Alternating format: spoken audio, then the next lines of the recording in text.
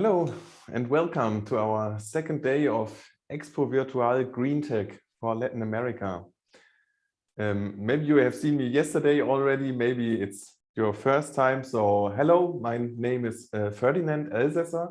I am consultant from the company Energiewaechter. We are the organizer of this virtual trade fair.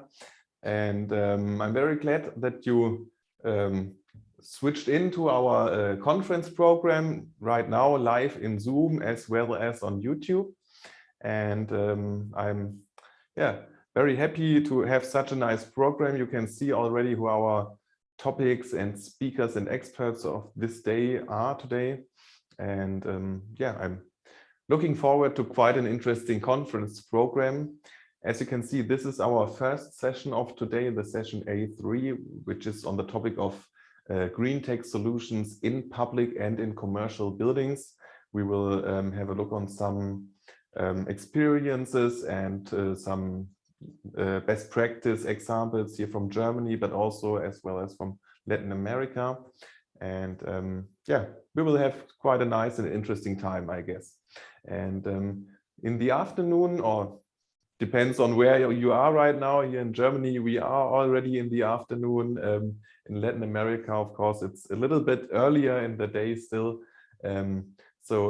Later on, we will have our second session, A4, on the topic of geothermal energy. It will be hosted by the GIZ in Central America.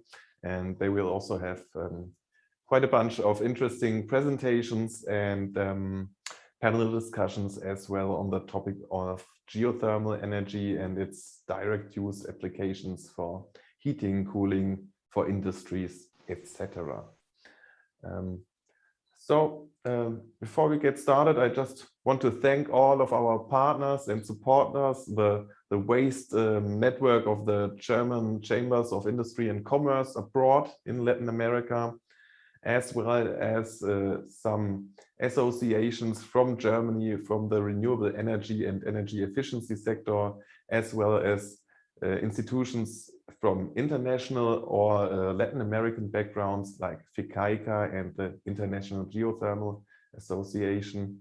And of course, big thanks also goes to our premium partners and sponsors from Carbonauten, Highvolt and Parkstrom. Today you will actually see a presentation from Carbonauten. They will present their minus CO2 factory. So this will as well probably be a very nice presentation to see. What I just wanted to show you here else was that you make sure that you can use the translator function. All of our presentations will be translated in Spanish and English as well.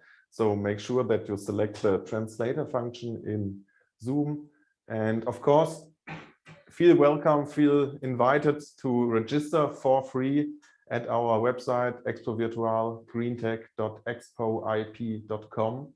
And there you can find further information on our exhibitors, on the conference program, and on cooperation opportunities between Germany and Latin America in general. And so that's for me for now. Now I'm looking forward to a very interesting program. And actually, now my mouse has stopped working. Sorry, guys, this is live.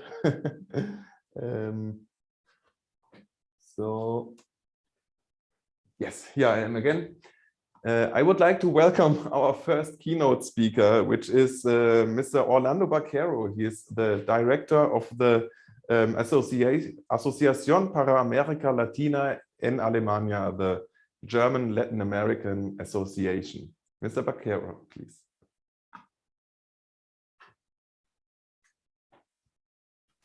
Muchas gracias, Ferdinand. Un gusto estar aquí. Muy buenos días en América Latina, buenas tardes en Alemania. Bienvenidos también desde mi parte. Como mencionó Ferdinand, yo soy el director general de la Asociación para América Latina. La Asociación para América Latina es una entidad sin ánimo de lucro creada hace más de 100 años. Gerardo, I think you are in the wrong channel. Orlando, you are in the right channel, but Gerardo, you have to speak in the English channel, I think. Sorry. Ok. Les comentaba, la Asociación para América Latina es una asociación sin ánimo de lucro creada hace más de 100 años para unir a empresarios de América Latina con empresarios alemanes. Tender puentes, buscar la comunicación, buscar los acuerdos, buscar nuevas oportunidades y crear así una red viva, una red que se comunique y actualice dentro de Alemania y con América Latina. El tema de hoy, el tema de la energía, es un tema que lleva mucho auge, que obviamente de acuerdo por el Acuerdo de París, por diferentes medidas, por el Green Deal europeo, está en boca de todo el mundo. Es un tema importante. No olvidemos que América Latina siempre ha sido un proveedor energético para Europa, para Alemania, si pensamos en el carbón que viene de Colombia o que en grandes cantidades aquí a Alemania, pero también pues gas, petróleo, siempre han sido temas importantes. Hoy en día estamos ante una nueva realidad. Buscamos nuevas formas de energía, buscamos nuevas formas de cooperación y todos con un objetivo común es causar el menor impacto posible a nuestro medio ambiente. Y en esto nos hemos dedicado mucho, lo vi en las conferencias de ayer, el hidrógeno, un tema predominante, el hidrógeno verde, pero todos sabemos que es una tecnología que está en camino y que aún tardará algunos años en mostrar el efecto que estamos deseando. Y mientras tanto, hay muchas cosas que hacer. Pero importante el hidrógeno porque ahí América Latina vuelve a poderse posicionar como un proveedor de energía para Europa. Y en esto el intercambio es muy importante. La tecnología, el conocimiento, los avances que se han hecho en Alemania son extrapolables a América Latina, donde las condiciones geográficas permiten una excelente producción, un costo menor para poderse posicionar como un exportador a futuro de esta tecnología y de estos productos. Pero mientras tanto, ¿qué hacemos? Hay que seguir trabajando. También miramos mucho el litio, donde pues obviamente América Latina puede convertirse en uno de los grandes proveedores y de los key players en el mercado, que para nosotros es muy, muy importante. Pero me parece muy interesante los temas escogidos hoy, porque no solo es generación, no solo es producción, sino también la manera de ver cómo utilizamos la energía de una mejor manera, de una manera más eficiente, cómo buscamos caminos de cooperar. Hoy en día la información y el intercambio es fácil y tenemos que aprovecharlo. En esto la asociación en los últimos años ha venido trabajando muy fuertemente. Hemos hecho una serie de simposios donde hemos buscado personas de las entidades políticas en América Latina para que incrementen el intercambio con Alemania. En inicios de noviembre tuvimos en nuestro Día de América Latina los ministros de Uruguay, de Colombia y a Max Correa, que lo vieron ayer con nosotros aquí, donde se iniciaron ya también conversaciones tanto con el gobierno federal como con el gobierno regional de Hamburgo para incrementar el intercambio, los acuerdos y buscar mayor cooperación. Esto obviamente tiene la intención final en el hidrógeno, pero no solo es eso, no solo es generación, sino intercambiar. Hamburgo ha sido pionera y es uno de los centros de manejo de energías renovables en Alemania. Tenemos proyectos en Alemania como la de una ciudad inteligente, una ciudad donde hay ahorros de energía. Se está trabajando muy, muy fuertemente en lograr estos temas. Y pues obviamente la asociación como parte inherente de todos estos temas lo que busca es integrar, cooperar, intercambiar y buscar más cercanía entre gobiernos, pero principalmente en el sector privado. Y creo que aquí hay muchísimas oportunidades donde podemos posicionarnos desde América Latina para proveer, para buscar o para inversionistas alemanes de invertir, hacer transferencia de tecnología y cooperar en estas metas que al fin y al cabo todos tenemos que cumplir, como es el Acuerdo de París, y no solo desde una manera formal que cumplir, sino que es un buen negocio.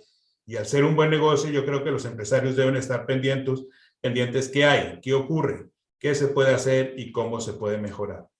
Un tema muy interesante y muy importante en el momento es que muchas de estas tecnologías pueden llegar a ser costosas. Las inversiones son riesgosas, al fin y al cabo no se sabe muy bien a dónde vamos, y esto lleva a que la coinversión, la co-creación, donde diferentes agentes y entes se unen para llevar a cabo estos proyectos son importantes.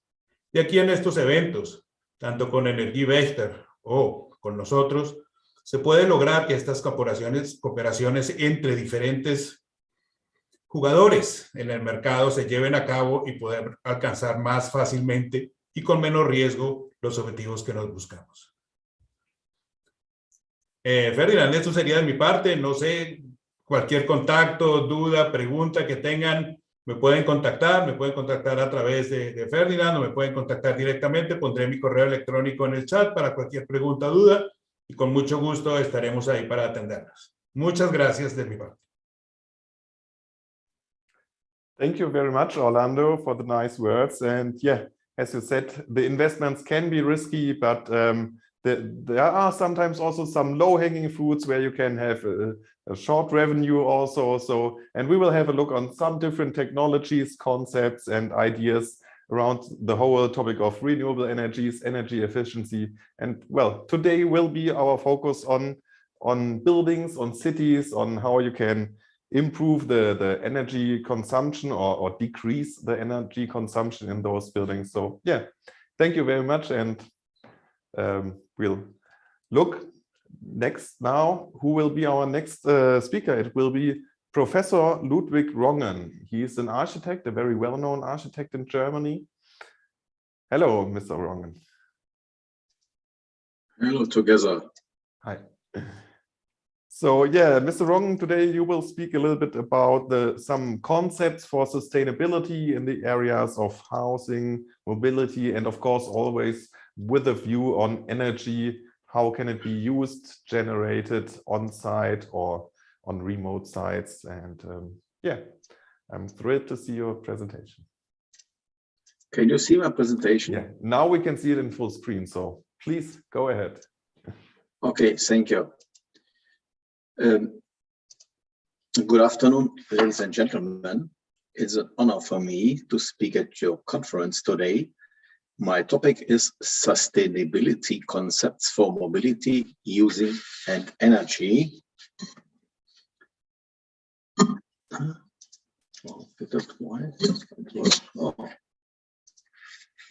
Sorry. Thank you. Sorry. What we here see is what we experience every day in all media. In Germany, we had the first time a very brutality experience that we never knew before in July this year. And so it's the duty of all states in our mother planet, on our mother planet Earth, for which there are no spare components to counteract the causes of climate change. And what we have to do, we have to minimize the CO2 emissions dramatically. That means energy saving. It's easy to save energy with energy autark buildings. The so-called nearly zero energy building has very low U values. The lower the U value, the lower the energy requirement and the higher the energy saving. In the case of so-called passive houses, the U value for the roof, for the walls, for the building envelope should be maximally 0.15 watt per square meter per Kelvin. And we have triple glazed windows with U value of maximally 0.85. And for all, we have thermal bridge-free building constructions and also nearly airtight buildings. It's easy to build a passive house. It's not complicated. Passive houses are very, very simple buildings.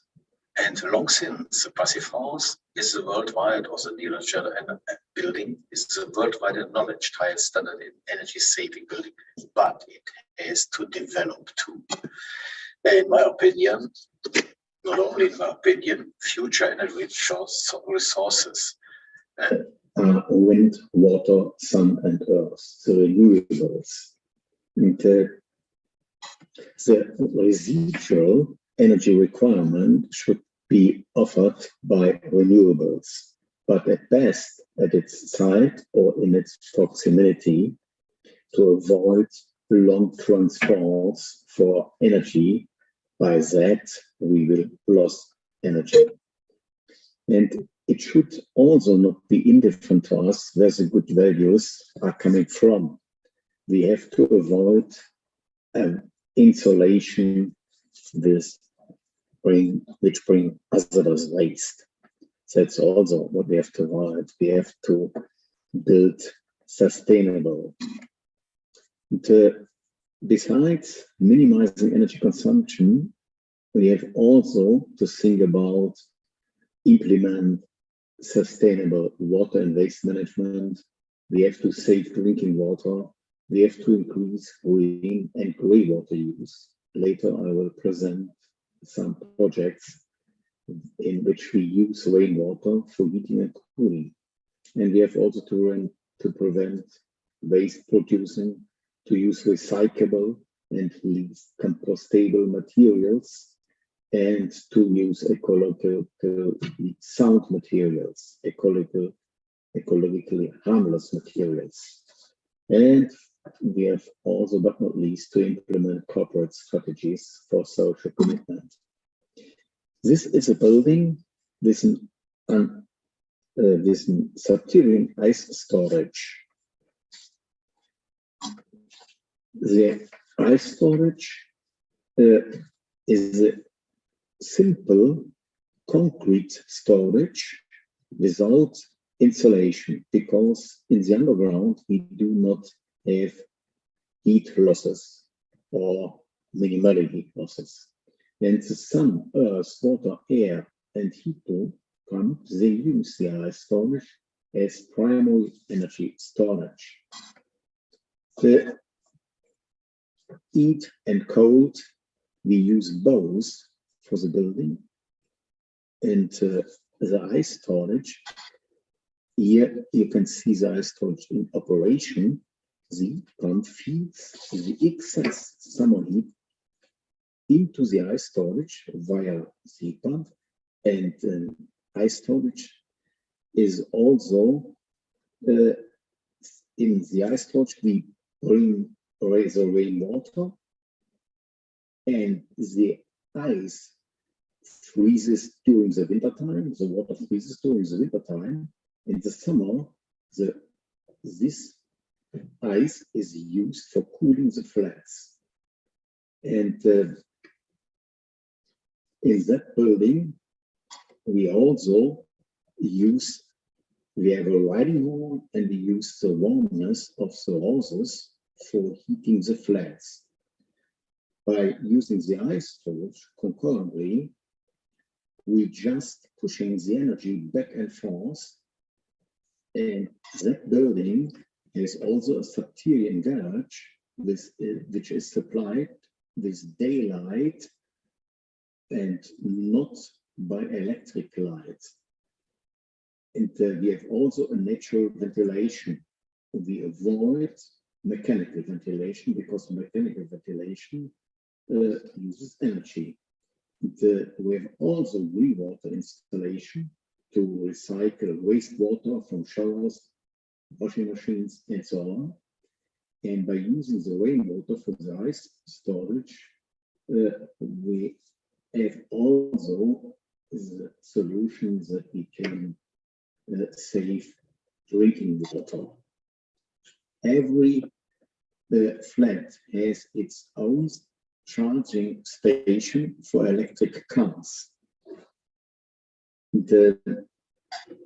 For all tenants, the renters offer free use of indoor area of the riding area, free charging of electric vehicles, but not any longer utilities statements where they have a flat for energy and incidental costs. All the costs which the renters have to pay is 10 euros per square meter for all. That's very cheap in Germany.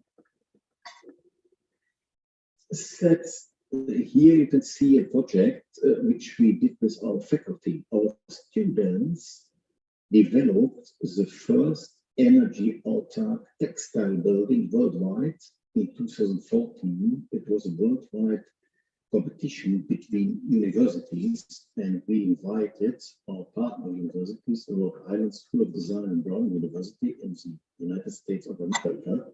Here we can see the proud students team. That is the realized project, and we had the luck, it was an honor for us that the French Ministry of Building selected our building for end use in the domain de Marche in south of France. There you can experience that building. The students designed not only the buildings, they designed also the furniture for the building. And we installed a zipper to open the construction, so the visitors can study the structure of the building envelope. For Mongolia, for the Mongolian government, we had to develop a prefabricated modular building which had to be energy autark, because in the steppes there's no infrastructure, and that's the building with this very small building. The smaller the building, the more complicated it is to bring it in an energy autark standard. We installed a small PV, the PV system. We also used the wind turbine and a battery, and the building was the energy autark indeed. It was a very ambitious project in the north of China in a very cool climate in Harbin. It's the world's largest manufactory. It's a window manufacturer. They produce Passivhaus windows, and the area is more than 33,000 square meters. Here you can see in the front the industrial hall. That's the office building of around 5,000 square meters. That's the gatehouse. That's around 150 square meters. All buildings are nearly zero energy buildings.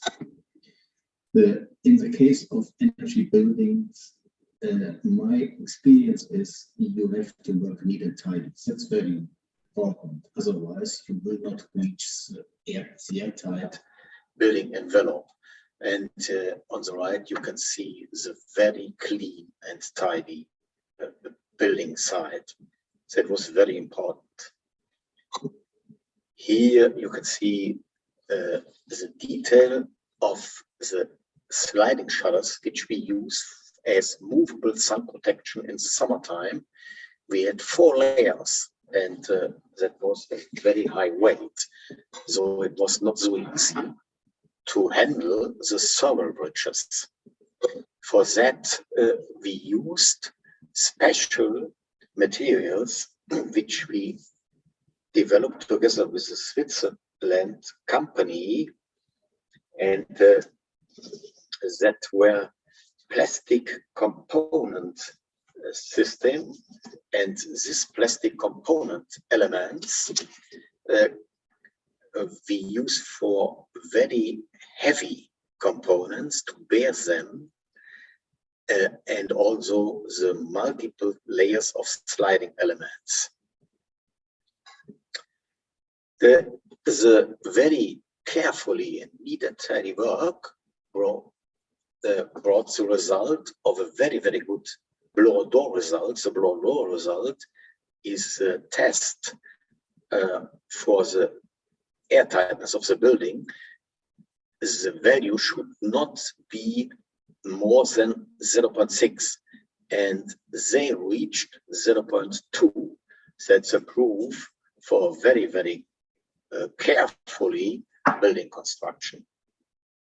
And this is a compliment for the handcrafts. For the facade, for the curtain wall, we decided for a metal facade because it is recyclable It's also very easy to clean, and it's sustainable. So it's also resource saving, in my opinion. Here we have an impression from the foyer to the office building with sliding elements, with windows and so on. And the factory under operation is as clean as a clinic. And the client always says, I learned it during the construction phase. Here some self-explanatory impressions of the interior of the building. The client wanted also to present the heating system, the pipes, so on, because his employees shall experience the nearly zero energy building every day, which brings them a very comfortable indoor climate. Another very impressive project which we had to do for the German and Chinese government was building Passivhaus in Harbin in the so-called Sino-German Eco Park. I had the honor to sign the contract in April 2014 under the eyes of the heads of both governments. And the building site, there was was a rendering which we got from the client. There was no urban development, so we had no basis for the design. But they wanted to have not a rectangular building. They had also very ambitious goals for the aesthetic of the building. Then sometimes clients said of the team said, oh, Qingdao is very famous of its stones. And so we, of the stones which they found in the hills and which the tourists collect there. And so we decided to design a stone. And that should be the stone, and the small restaurant in the front of the building shall also remember as a stone, and also the boxes of the ventilation boxes of the subterranean garage. That's an impression of the indoor area, of the entrance area, and the entrance hall. Meanwhile, it's the forest which produce oxygen. Here, immediate after the opening ceremony, the plants were very small. Now you can find the forest. That's a lecture. And in China, they are always on a hurry. 2 years, 2 months, 18 days after signing the architect's contract, there was the opening ceremony. That was the time, 2 years, 2 months, and some days for planning, for designing, and for realizing that building. The Minister Gabriel, the former Vice Chancellor of Germany, and also the former Minister for Economics and Foreign Affairs, visited that project and congratulated the client's president of the Sino-German Eco Park for that ambitious German and Chinese result and very ambitious project. And last but not least, one of our actually very ambitious projects, that's a mobility hub in small Germany, near Aachen in Germany, Geilenkirchen. It's in the immediate vicinity of the train station, and that project should also be integrated in the park here. It should be itself a park, and here we have also a landing place for volocopters. A volocopter is an air taxi which is electrically operated. Here we have a nearly forward-looking project in all cities which the operator services with public transportation in the region. In around 8 cities, they will realize such a hub, and this hub has also a supermarket, a bibliothèque, the co-working areas, a cafe, a coffee shop, and also a park for playing areas and so on. And it shall help to reduce private individual traffic significantly. We will hope that it will work. Thanks so much for your time. Thank you very much, Mr. Rongen. That was indeed a very nice presentation.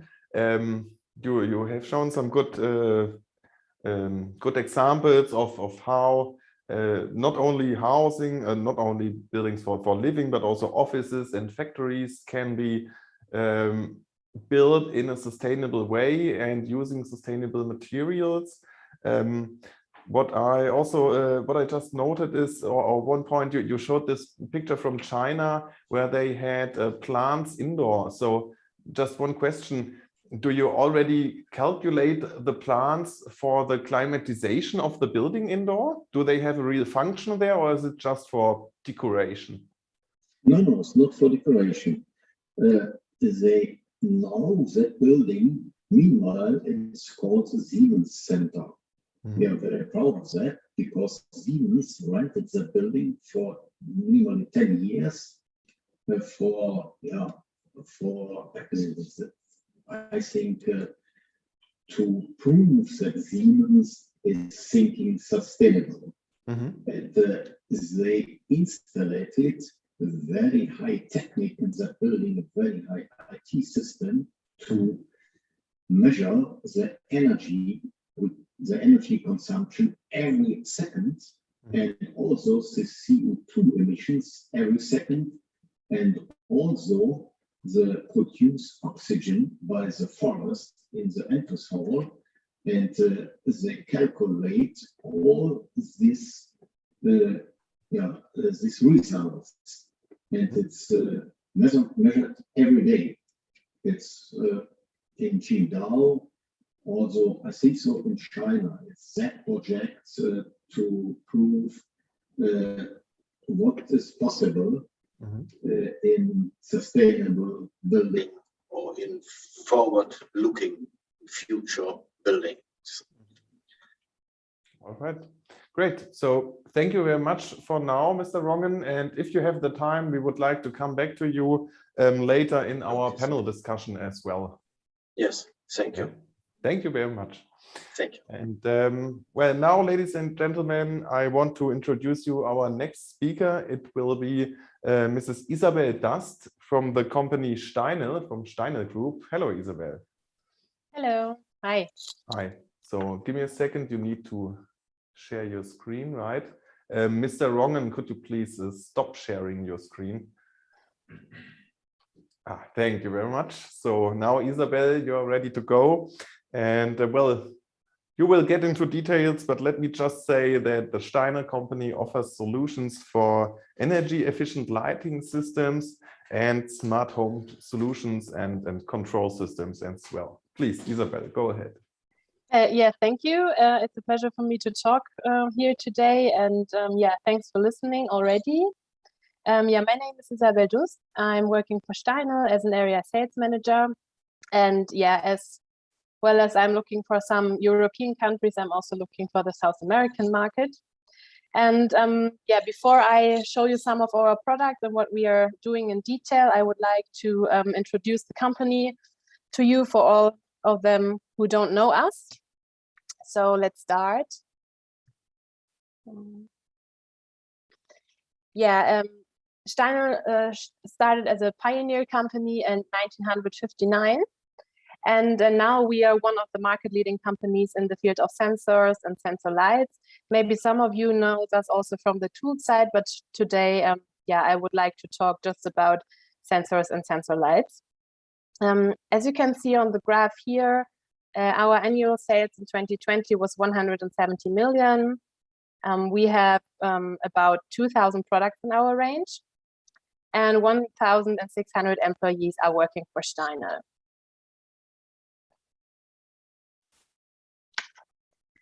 Yeah, as you can see on the map here, our company is separated in different locations over whole Europe, you can say. We have our headquarter in Herzebrock. It's in the Midwest of Germany, I would say. It's a very, very little country, but it's good here. I'm living here, so if you're interested, come over. Yeah, and besides the fact that our headquarters is here in Herzebrock, our development and research department is here, the quality department, our sales department, but as well as our dispatch area. So all products from us will be sent out from Herzebrock. In Liberec and in Einsiedeln, we have also parts of our own R&D department. And I would like to point out that we have our own because we are investing a lot of money in this department to be always a step ahead. And we are working on our own technologies. And it's very important for us to be close to the market and to have the possibility to make our own research. In Leipzig is also a factory where we are just producing plastic mold, or let's say where our plastic moldering is. And then in Romania and Chisinau and Cortea, we are also having production factories for the other components of our products.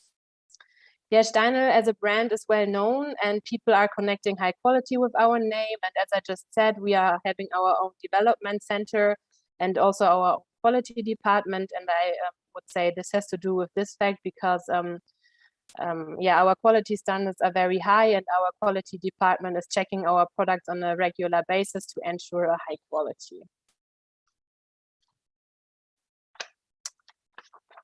Yeah, what are we doing? As I just said, today I would like to concentrate on sensors and sensor lights. And yeah, STEINEL is an innovation leader in sensor technology for over 30 years now. We are offering 5 sensor technologies and 3 of them are groundbreaking inventions by us. What we are offering is the passive infrared technology, the high frequency technology, ultrasonic, but we also have optical sensors and the true presence sensors. And especially the true presence sensor, I will show you later.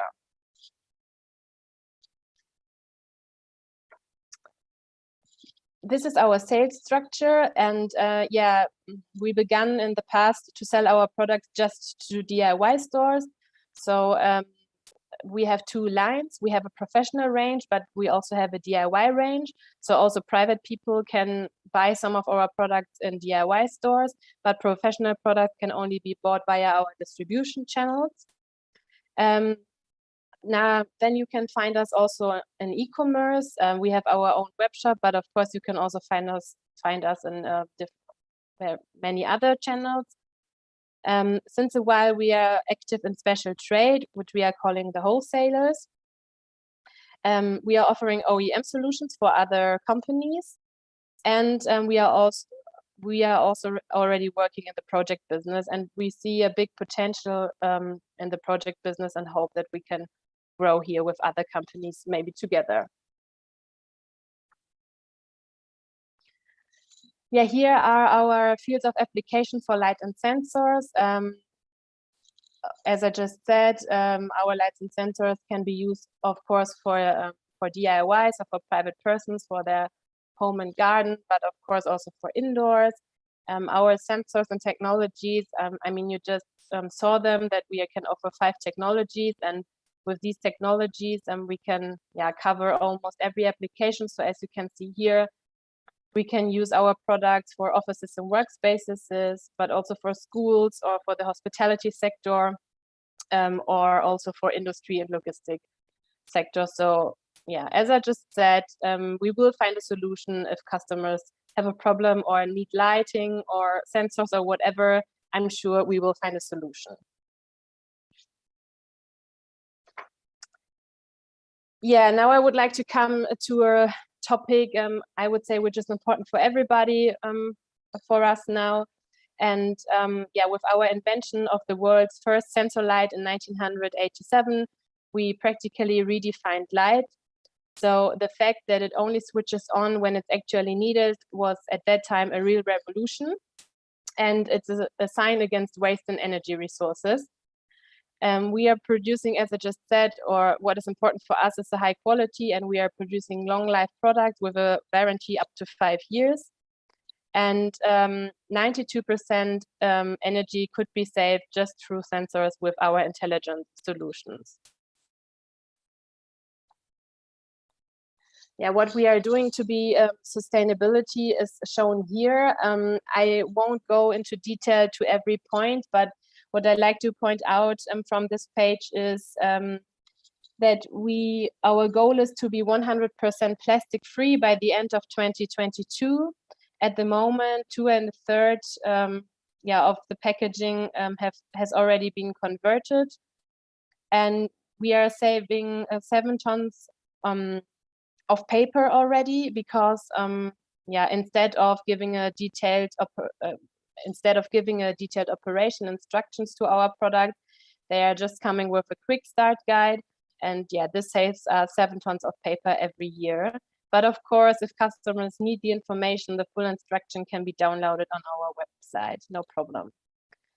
Yeah, then we are also taking responsibilities for our employees and for trainees and for apprenticeships.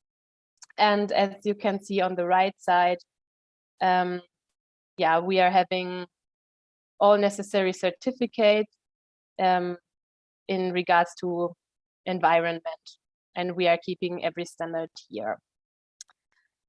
At the moment, we are also fighting against the virus. I think this is what everybody is doing or is trying to do. But yeah, we had the chance to get, I just like to point it out that we had the chance to get vaccinated by our company.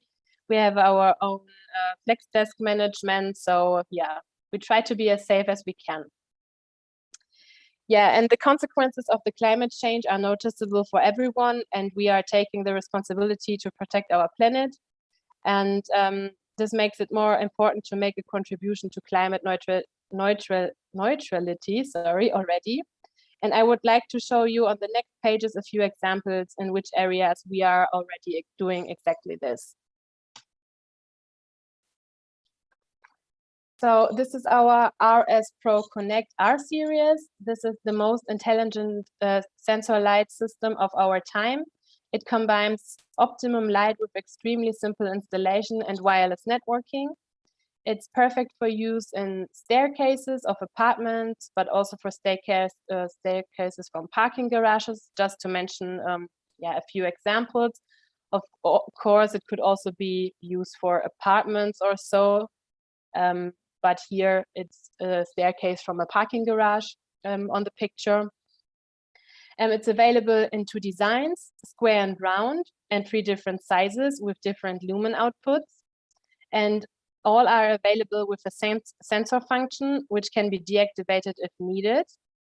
And the lights can also be connected to a central battery system or upgraded with our emergency light module. Yeah, due to the possibility of building groups and neighbor groups means if a person or if a luminaire is detecting presence, a group of luminaires can switch on, and a neighbor group with luminaires can switch on a lower light level. And this increases the feeling of being safe for people, so that you don't have any dark areas in, let's say, a staircase of a parking garage. And if not on the next page, but the page after, I would like to show you this function on a very, very short clip. But first of all, before we come to this clip, I would like to mention that these luminaires are working with the Bluetooth mesh standard. And yeah, with this standard, we are calling the system with this standard now Light Intelligence. It's very easy to make the settings of the luminaires because it can be done with your smartphone, and you can download our STEINEL Smart Connect app in your Play Store if you want. At the moment, it's available for iOS and Android. So yeah, networking can be done very, very easily. And yeah, as I said, it's a wireless networking of our product. And that means, for example, that our newest technology can be used already in existing buildings without the need for new cables. So no renovation of the infrastructure from the building is needed. Yeah, wireless connection possible. Yeah, and as I just said, I would like to show you now a very short clip from our R series where you can see the functions of the groups and of the neighbor groups.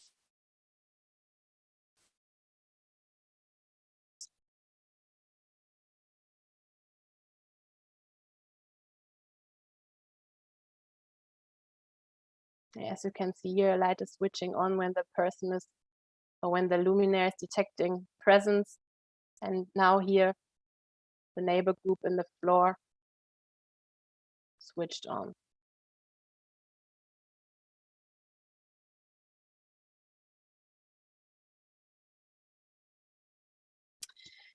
Yeah, as I just said during the video, you saw that the light is only switching on when movement is detected.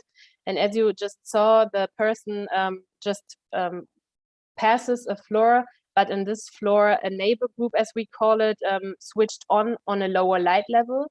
So this is a part for people to feel more comfortable because no dark areas are in the buildings or in parking garages or wherever.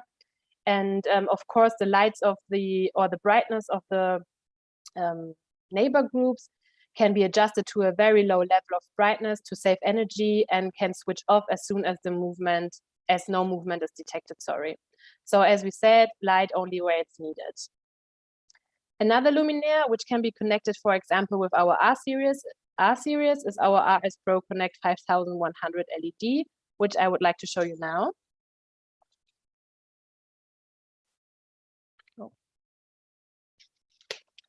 This is a reference of a car park in Cologne, and it has been constructed in 1982 and refurbished in 2020. And you can see the details of our luminaire here. I won't go into detail of every of the I won't go into detail now, sorry. But also here, the installation via app is possible. You can build groups and neighbor groups, as we just saw it with our R series. And what I like to mention is on this car park, we used a planning assistant before, which we are calling Prolog. This is also one of our products. And with this planning assistant, we are able to make calculations on how much light is needed, or when light is just wasting energy because there is no one in the room or in the area, but light is still on. So with this planning assistant, we are able to make special calculations. And in this car park, the old light system was on for 24/7, which was a waste of energy. And now it's only light where it's needed, and the total running costs has been decreased by 94%, and the amortization time for the owner and for the investment is just 2 years.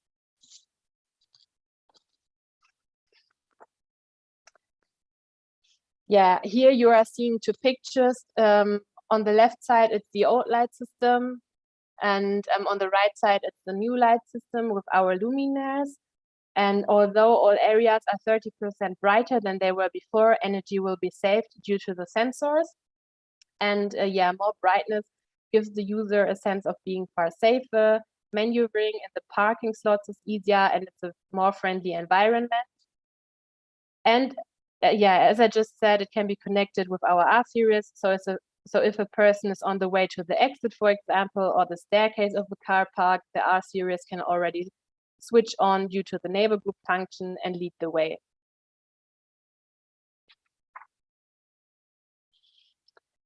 Yeah, this is a reference from us where we worked together with a hotel, and this hotel has been completed in 2019, and they are having 98 hotel rooms, and 98 true presence sensors from us has been used here to control the rooms.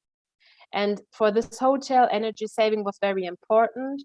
So the room will now be controlled by the sensor and can give the information if someone is in the room or not. No key card holders are necessary anymore. So it's also not possible for people to outsmart the system. And when the guest is leaving the room is slowed down by 2 degrees. The guest won't notice these 2 degrees difference, but already 2 degrees are saving 12% energy. This is also a good example to show that not just lighting can be controlled and therefore energy can be reduced, but also heating and ventilation systems can be connected with our sensors and can be controlled. So a full overview of these systems is possible, and the possibility to track the energy consumption and to regulate it. So as you can see here, this hotel is regulating the lighting with the sensor, heating, ventilation, and they are using the true presence function, which I will show you later.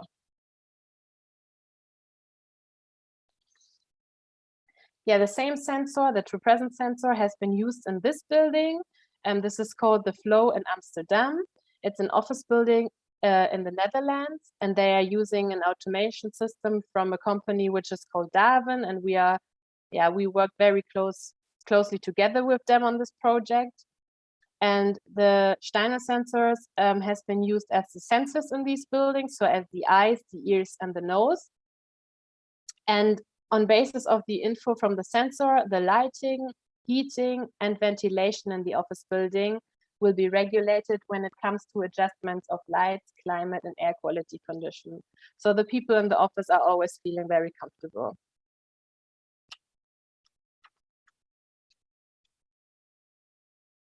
Yeah, welcome to a new era in the building sensor technology.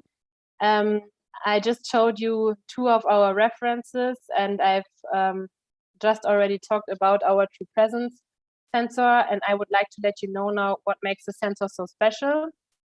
So the true presence sensor technology is based on an ultra sensitivity high frequency measurement and delivers absolutely reliable information on human presence or absence.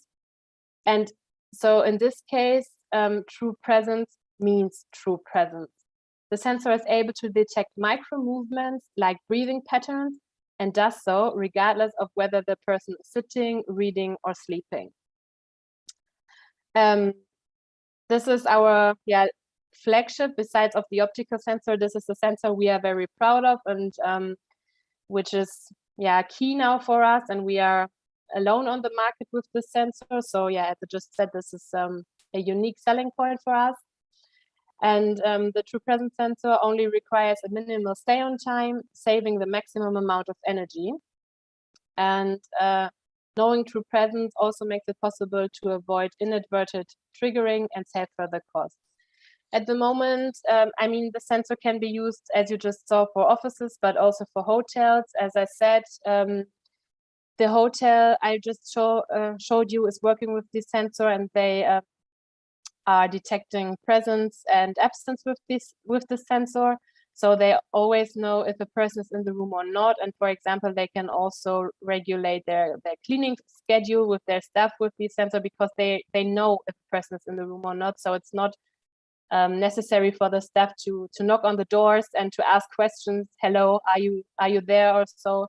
Because it's all, they have the information, and with a appropriate system, they can use this information for their schedules, just to mention an example here. Thanks for your attention and for listening, and feel free to contact me if you have any more questions. Thank you very much, Isabel. And well, you've shown your contact data as well here. We are enlightened to share your presentation as well, of course, to all of our participants. There were quite some interesting points that I soon want to talk about, but actually, as we are already a little bit ahead of our schedule, I would continue now with our presentations, and we will see if we've got enough time for a final panel discussion in the end. Yes? All right. Thank you very much, Isabel.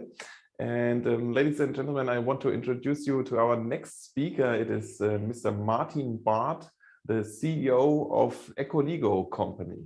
Mr. Baart, could you please turn your...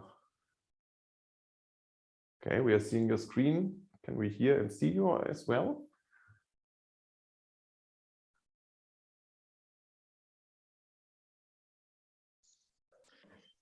I think yes, now you can hear me. Yes, exactly.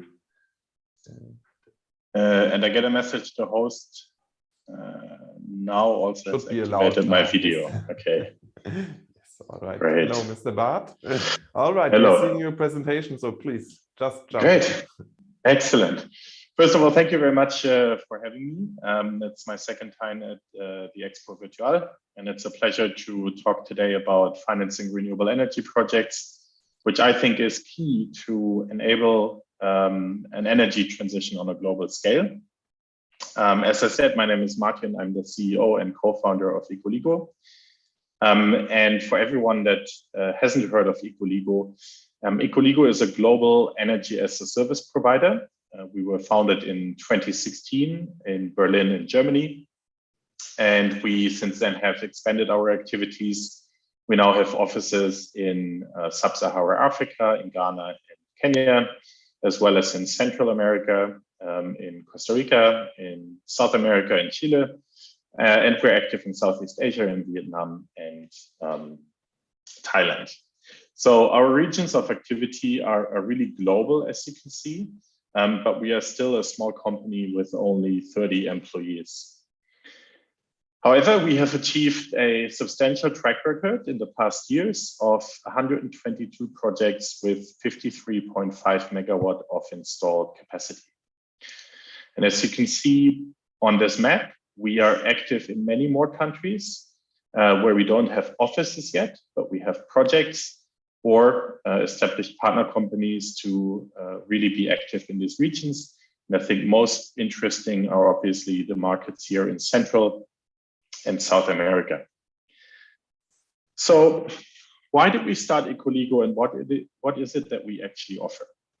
Well, businesses in emerging markets are often facing a really big challenge, which is the high cost of power. And these business owners know and understand that with solar technology, they can actually reduce their energy bills. Because that is also driven by market factors. For example, the energy markets in these countries are growing markets because of the economic growth that is predicted. And as a consequence, typically also the utilities have to increase the prices on the utility electricity. At the same time, technology cost for solar has dropped by a factor of 5 since 2010 and continues to reduce. And globally, we are more aware than ever before of the global climate crisis and the rising CO2 emissions that we have to fight to stay within the 1.5 degrees Celsius Paris Agreement target. So you might think the conditions are perfect for solar systems and for companies to adopt these.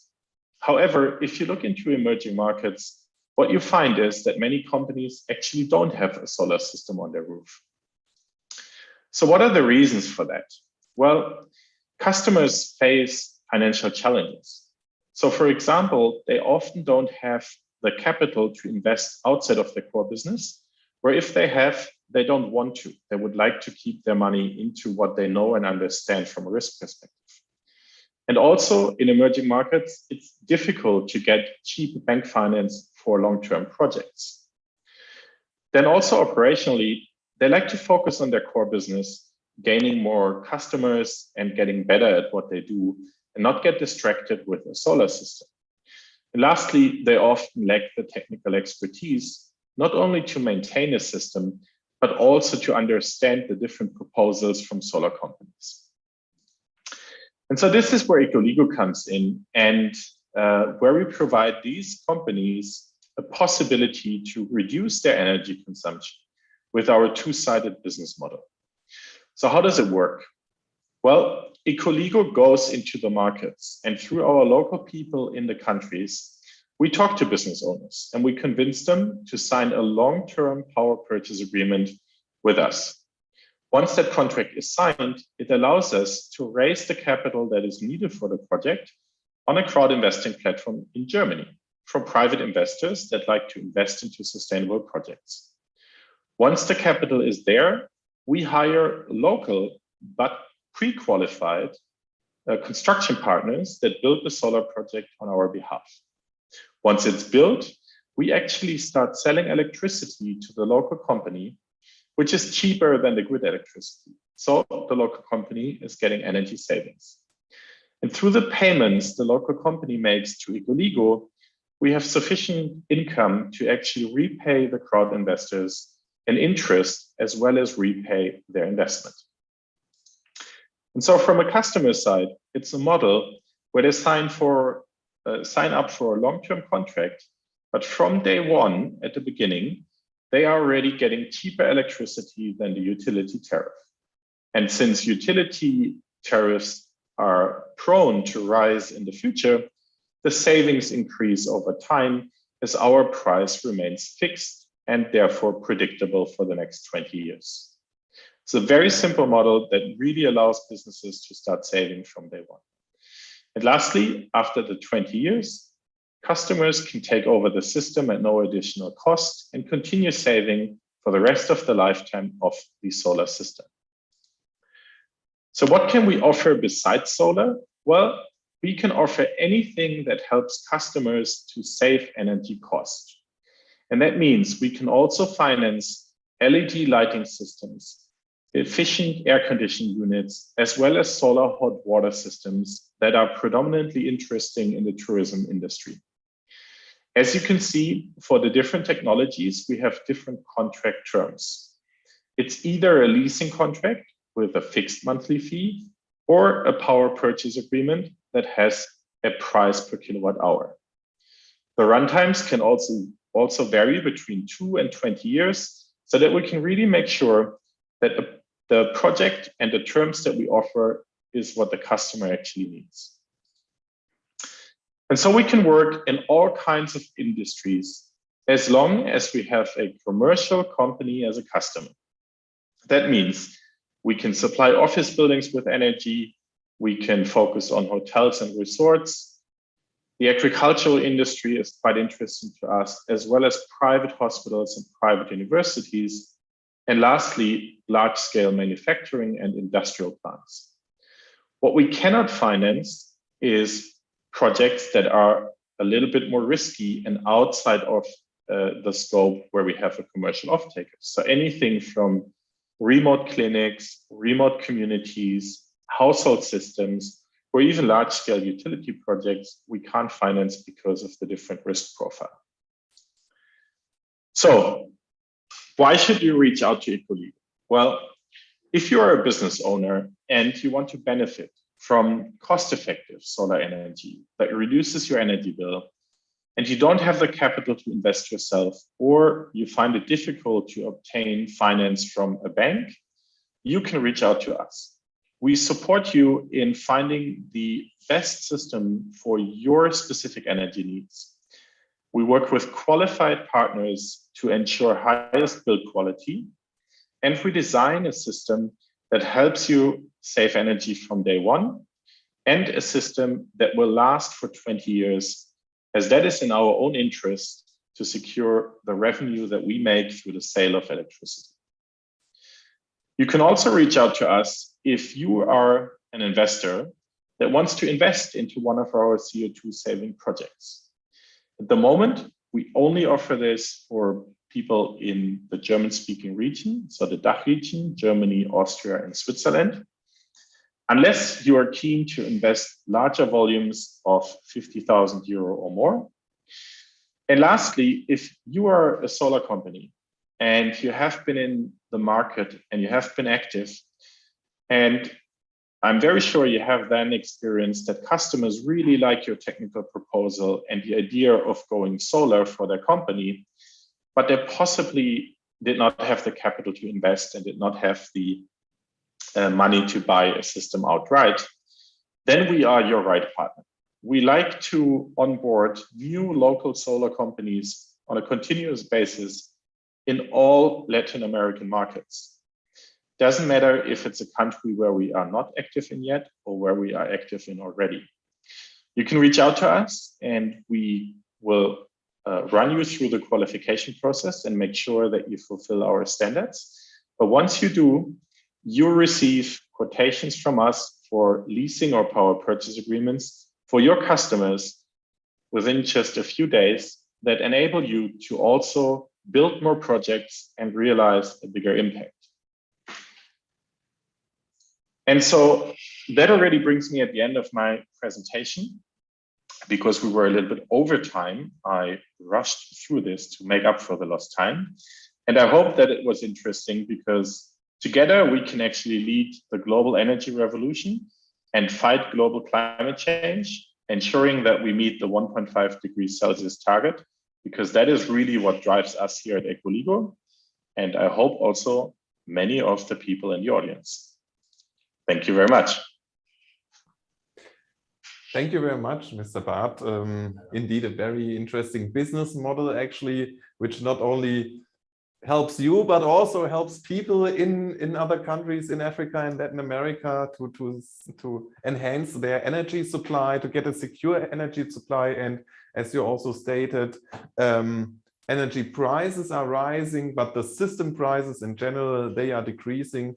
And so that's really a good business model for both sides, actually, I think. And well, you have shared your contact detail, but we will also share your presentation as well with our participants afterwards. So thank you very much for now, and we will see if we've got enough time at the end for our panel discussion. If so, I would have some questions already prepared for you. So thank you very much, Mr. Baart, for now. And thank you. Thanks. All right, ladies and gentlemen, and as Mr. Baart has already stated, their solutions, they are available for offices, for hotels, but also for the agricultural sector. And now I want to introduce you to Mr. Erwin Hinojosa from the company Sunfarming. And they actually also offer some quite interesting solutions for the combination of photovoltaics and agriculture. I don't want to tell too much. I don't want to spoil too much. So Erwin, the stage is yours, please. Go ahead. Bueno, yo voy a hacer la presentación en español. Muchas gracias, Ferdinand, por la presentación, por la introducción. Hasta ahorita muy interesante todo lo que han presentado.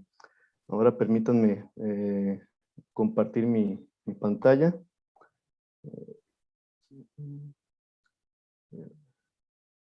Como estamos en vivo.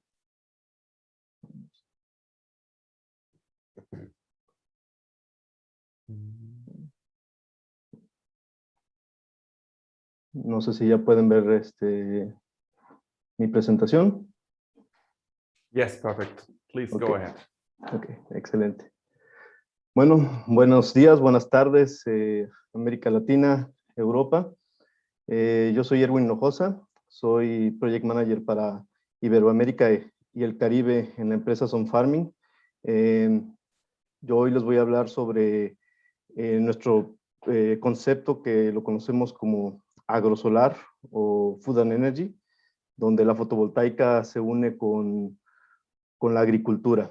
Somos más que una planta solar, más que un proyecto solar, ofrecemos un valor añadido con este concepto. Bueno, un poco de introducción a lo que es nuestra empresa. Fue fundada en 2004 como una controladora de inversiones para la Asociación Federal Alemana de Energía Renovable, BRM, BBK. Aproximadamente tenemos ya unos 100 empleados alrededor del mundo. Hasta la fecha hemos implementado aproximadamente unos 650 megavatios pico en total en plantas solares, voy a decir, convencionales y ahora ya también agrosolares, de las cuales aproximadamente 320 megavatios pico pertenecen al grupo. Y pues bueno, con este concepto que les voy a presentar, ya hemos recibido 3 premios en 2017, 2018 y en 2019. Aquí pueden ver también en pues en la pantalla algunas de las empresas que pertenecen al grupo. Entre ellas la principal es Sunfarming, pero también tenemos una empresa especializada para proyectos de plantas de biogás, una empresa especializada en estructuras para sistemas fotovoltaicos.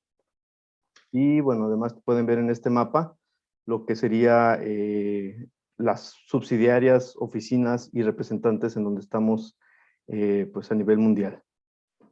En el caso de América Latina tenemos representantes ahorita inicialmente en República Dominicana, donde estamos implementando un proyecto grande. Tenemos representantes en Perú, tenemos representantes en Panamá, en El Salvador y en Brasil. Bueno, ¿qué es esto de agrosolar o agrofotovoltaica o APV, como se le conoce en algunos lados, APV, que es agrofotovoltaica precisamente?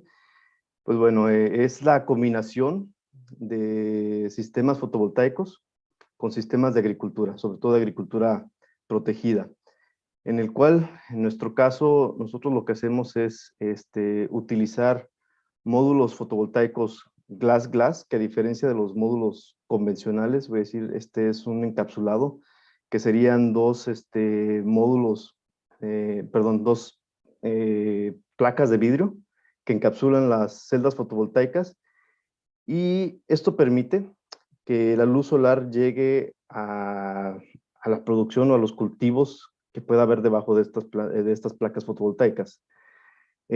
Además, bueno, lo que se conoce como las mesas o las estructuras que sostienen estas placas se elevan precisamente para que la gente, los trabajadores, inclusive maquinaria pueda tener acceso a este espacio y que se pueda trabajar y permitir de nuevo esta agricultura, ¿no? Además, se incrementa los espacios que hay entre hilera y hilera de mesas para que también podamos aprovechar esos espacios que hay en medio. A continuación, ahorita les estoy presentando esto como una manera muy teórica, pero voy a presentar algunas fotografías creo que una imagen dice más que 1000 palabras. Este fue nuestro primer centro Food and Energy. En este inicio, los primeros prototipos que hicimos son más parecidos a lo que sería un sistema de invernadero. Este centro Food and Energy de capacitación fue implementado en 2017 en Sudáfrica. Aquí pueden ver que implementamos, bueno, fue un proyecto piloto en el que se implementó lo que serían en esta primera, no sé si puedan ver el mouse, pero de izquierda a derecha, vamos a decir, la primera hilera de sistemas agrofotovoltaicos, que sería esta. Tienen placas o módulos glass. Luego vendría un sistema que no tiene ningún tipo de módulo, y luego al final, en la parte de la extrema derecha de su pantalla, tendríamos lo que sería un sistema con módulos convencionales. Entonces aquí comparamos cuáles podrían ser pues las diferencias, cómo crecerían los cultivos debajo de estos sistemas, ¿no? Pero bueno, a lo largo desde el 2017 hemos tenido muy buena respuesta, muy buena producción en nuestro sistema Food and Energy. Aquí se producen diferentes tipos de vegetales, como pueden ver aquí en la fotografía. Todo lo que se produce se vende a una cadena de supermercados que se llama Pick and Pay. Ahí producimos, valga, desde tomates, pápricas, lechugas y bueno, diferentes tipos de vegetales. Además, también tenemos una unidad piloto de producción de acuacultura. Y finalmente, pues a partir del 2020, con esto del coronavirus, nosotros empezamos con una producción también de hierbas medicinales. En este caso, Sunfarming se ha enfocado mucho en lo que es la producción de Artemisia annua, la cual es una planta que tiene un concentrado que se conoce como artemisinin, y se está investigando este artemisinin, varios institutos de investigación en Alemania y en otros lados del mundo están viendo que este componente es muy bueno para los tratamientos en contra de infecciones virales, como lo es precisamente el coronavirus. Además, también hemos estado experimentando con otras hierbas medicinales, como lo es la cúrcuma, que pueden ver aquí las fotografías. En la fotografía central ustedes pueden ver, estas son las plantas de Artemisia annua. Además contamos con unos sistemas de secado de hierbas especiales que son a base de un sistema solar. Además, también en Sudáfrica estamos en conjunto en un proyecto con una ONG que está siendo cofinanciada por la KfW y bajo el programa de Develop PPP, en el cual estamos dando capacitación a gente de la comunidad para que ellos se conviertan en cooperativas y puedan generar sus propios empleos, que esto se ha vuelto muy importante en Sudáfrica, ya que después de la pandemia, pues ha habido una disminución en cuanto a empleos. Entonces estamos nosotros cooperando con algunas instituciones regionales para buscar capacitar a la gente y como pueden ver aquí, la capacitación es sobre agricultura. Además, ellos después de que terminan su capacitación, reciben un kit en el cual ellos pueden trabajar empezar con su cooperativa, y la intención es que en los próximos años pues podamos instalar más centros de capacitación ahí en Sudáfrica y que la gente tenga acceso libre a lo que sería la parte debajo de los paneles fotovoltaicos, para que ellos mismos puedan pues crear sus cultivos. Aquí tenemos también otro ejemplo, en el cual en este caso esto es un centro de capacitación Food and Energy en Turquía. Este centro de capacitación está localizado muy cerca de un campo de refugiados, igual cerca de la frontera con Siria. Aquí hemos estado capacitando a estos refugiados, también en temas de agricultura. Aquí, además de producir vegetales, también se producen huevo. Aquí pueden ver algunas fotografías de lo que es el sistema como tal en producción. En este caso son tomates o jitomates, depende de la región de América Latina donde estén. Aquí pueden ver nuestro sistema de avicultura, que en este caso son gallinitas ponedoras. Y algunos ejemplos de lo que sería la capacitación en cuanto a la parte de agricultura, pero además también se ofrecen capacitaciones sobre sistemas fotovoltaicos. Ahora, bueno, en Alemania tenemos este centro de investigación que está en Rathenau. Aquí también, como pueden ver, en el fondo de esta fotografía está instalado cerca de una planta de biogás, que esta planta de biogás también pertenece al grupo Sunfarming, y la intención de este centro de investigación, que lo estamos llevando en cooperación con el Instituto Jülich, aquí en Alemania, es pues utilizar los residuos que quedan aquí en los fermentadores de esta planta de biogás como abono para los cultivos que se tienen o que se tengan en este centro Food and Energy aquí en Rathenau.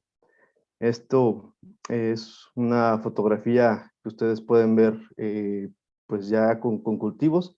En este caso, de nuevo, también el cultivo principal ha sido la artemisia, aunque también hemos estado desarrollando, o más bien investigando cómo sería el crecimiento con algunos árboles frutales debajo de los paneles fotovoltaicos. Aquí pueden apreciar mejor lo que son estos paneles vidrio-vidrio o glass-glass que les comentaba, y que pueden ver cómo dejan pasar la luz solar, ¿no? También además, bueno, no solamente es vegetales comestibles, sino también ver la opción vamos, flores ornamentales o plantas ornamentales, que tal vez en algunas regiones en el mundo, a lo mejor por cuestiones de factibilidad económica, la producción de vegetales comestibles no es tan atractiva. Entonces estamos viendo también la opción de experimentar o de ver con plantas ornamentales. Y bueno, no solamente con las plantas, también aquí tenemos un criadero de pollo, de gallináceas en Rathenau. Este es otro centro que va a entrar en operación el próximo año. Es muy parecido aquí en Rathenau. En este caso se está instalando en el campus del Instituto de Investigación Jülich, que además, bueno, la novedad es que estamos implementando aquí unos sistemas con seguidores. Estos van a ser, estas son las estructuras de los seguidores. Estas son fotos muy recientes de la semana pasada, y esperemos que ya la instalación completa esté ahora para mitad de diciembre, y que esté completamente en operación en los primeros 3 meses del próximo año. Este es un centro Food and Energy que ha sido instalado completamente en Madagascar, bueno, la parte fotovoltaica. Este fue implementado en 2020. Lamentablemente, cuando precisamente se conectó este sistema a la red, el siguiente paso era empezar con la parte de la producción agrícola, pero pues como todos conocemos, la pandemia pues cambió muchos planes. En este caso es uno de los proyectos que tenemos retrasados gracias a la pandemia, ya que la isla está cerrada precisamente desde el 2020. Entonces no hemos podido continuar con lo que es la parte de agricultura. Pero aquí lo que quería mostrarles en esta foto es que quiero que vean la comparación de lo que es la altura de estos sistemas. Y de nuevo aquí pueden ver lo que son estos módulos bifaciales y además glass-glass, ¿no? O vidrio-vidrio. Ya por último, presentarles algunos de los proyectos pilotos que hemos implementado en América Latina y el Caribe. En este caso fue un sistema que implementamos en las Bahamas. Este fue implementado en 2018, que por ahí después en 2019 le pegó el huracán Dorian, y aquí podemos ver las fotografías del antes y el después. En este caso, lo que también queremos destacar es que la estructura realmente aguantó la embestida del huracán, a pesar de que barrió con todo lo que estaba dentro del módulo piloto. La estructura en sí aguantó, y de nuevo volvemos a tener aquí recientemente otra vez actividad en este centro piloto. Luego tenemos también otro centro piloto que fue implementado en diciembre del 2019 en República Dominicana, que como ya lo comenté, ahorita República Dominicana está representando pues un centro importante para nosotros, porque estamos desarrollando 60 megavatios pico de este sistema agrosolar para la isla, que pues es uno de los sistemas más grandes que hemos desarrollado hasta el momento, o que estamos desarrollando en este momento. Y finalmente también aquí un sistema piloto que hemos implementado en Argentina en conjunto con la Universidad Católica de Salta, que en este caso fue implementado o instalado en el Colegio San José, el cual es un colegio o una escuela auspiciada por la universidad, y aquí lo que hacen es formar técnicos en este colegio técnicos que son niños o adolescentes entre los 12 y 16 años. Entonces aquí en este colegio les enseñan ciertos talleres, asisten a ciertos talleres, y uno de los talleres es precisamente agricultura. Entonces se aprovechó pues esta oportunidad para implementar uno de los pilotos y aprovechar para que los muchachos tengan también la oportunidad de capacitarse o de entrenarse en agricultura bajo los paneles fotovoltaicos. Y bueno, ya por último, solamente aquí mostrarles algunos de los otros conceptos que tenemos también en agrosolar. Por aquí en Berlín también tenemos un sistema sobre uno de los hoteles más grandes de Europa, que pueden ver aquí en esta fotografía pequeña, en el cual el hotel durante los meses de primavera y verano produce sus propios vegetales que utilizan en el restaurante del hotel. Y además también tenemos un sistema para floating solar o sistemas de flotantes solares. Esto sería básicamente mi presentación. Muchas gracias por su atención. Si tienen preguntas o comentarios o consultas, con mucho gusto los podemos atender. Muchas gracias. Thank you very much, Erwin. It's a very interesting technology, and well, it's a very good example of a dual use where you can generate energy and use the soil and the land really in a good way. I mean, we are always talking about feeding the world, and the world population is growing, so it is really a good idea not to just place a solar park, but to have real agriculture in a working manner under this. Actually, we don't have too much time, so I just want to have one question, because that's really the thing that interests me the most. You said that in the Dominican Republic, you are going for projects with a total of 60 megawatt peak with this agricultural photovoltaic system. So will this be one huge plant, or will this be 20 or 30 smaller plants? How can we imagine this? Ya no sé, contesto en inglés. Should I answer in English? Or... Como quieras, you can, okay. You can also... Bueno, vamos en español. Esta es una planta que va a estar localizada en un área de 100 hectáreas.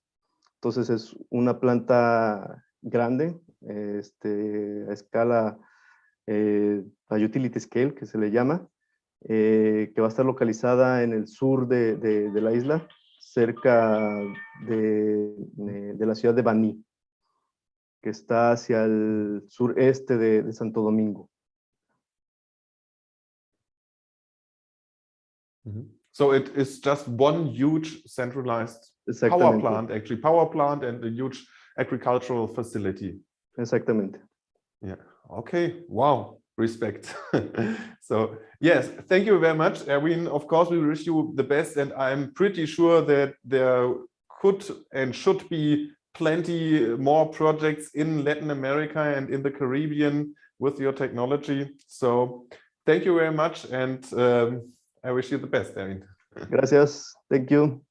Vielen Dank. Hasta luego. Hasta luego.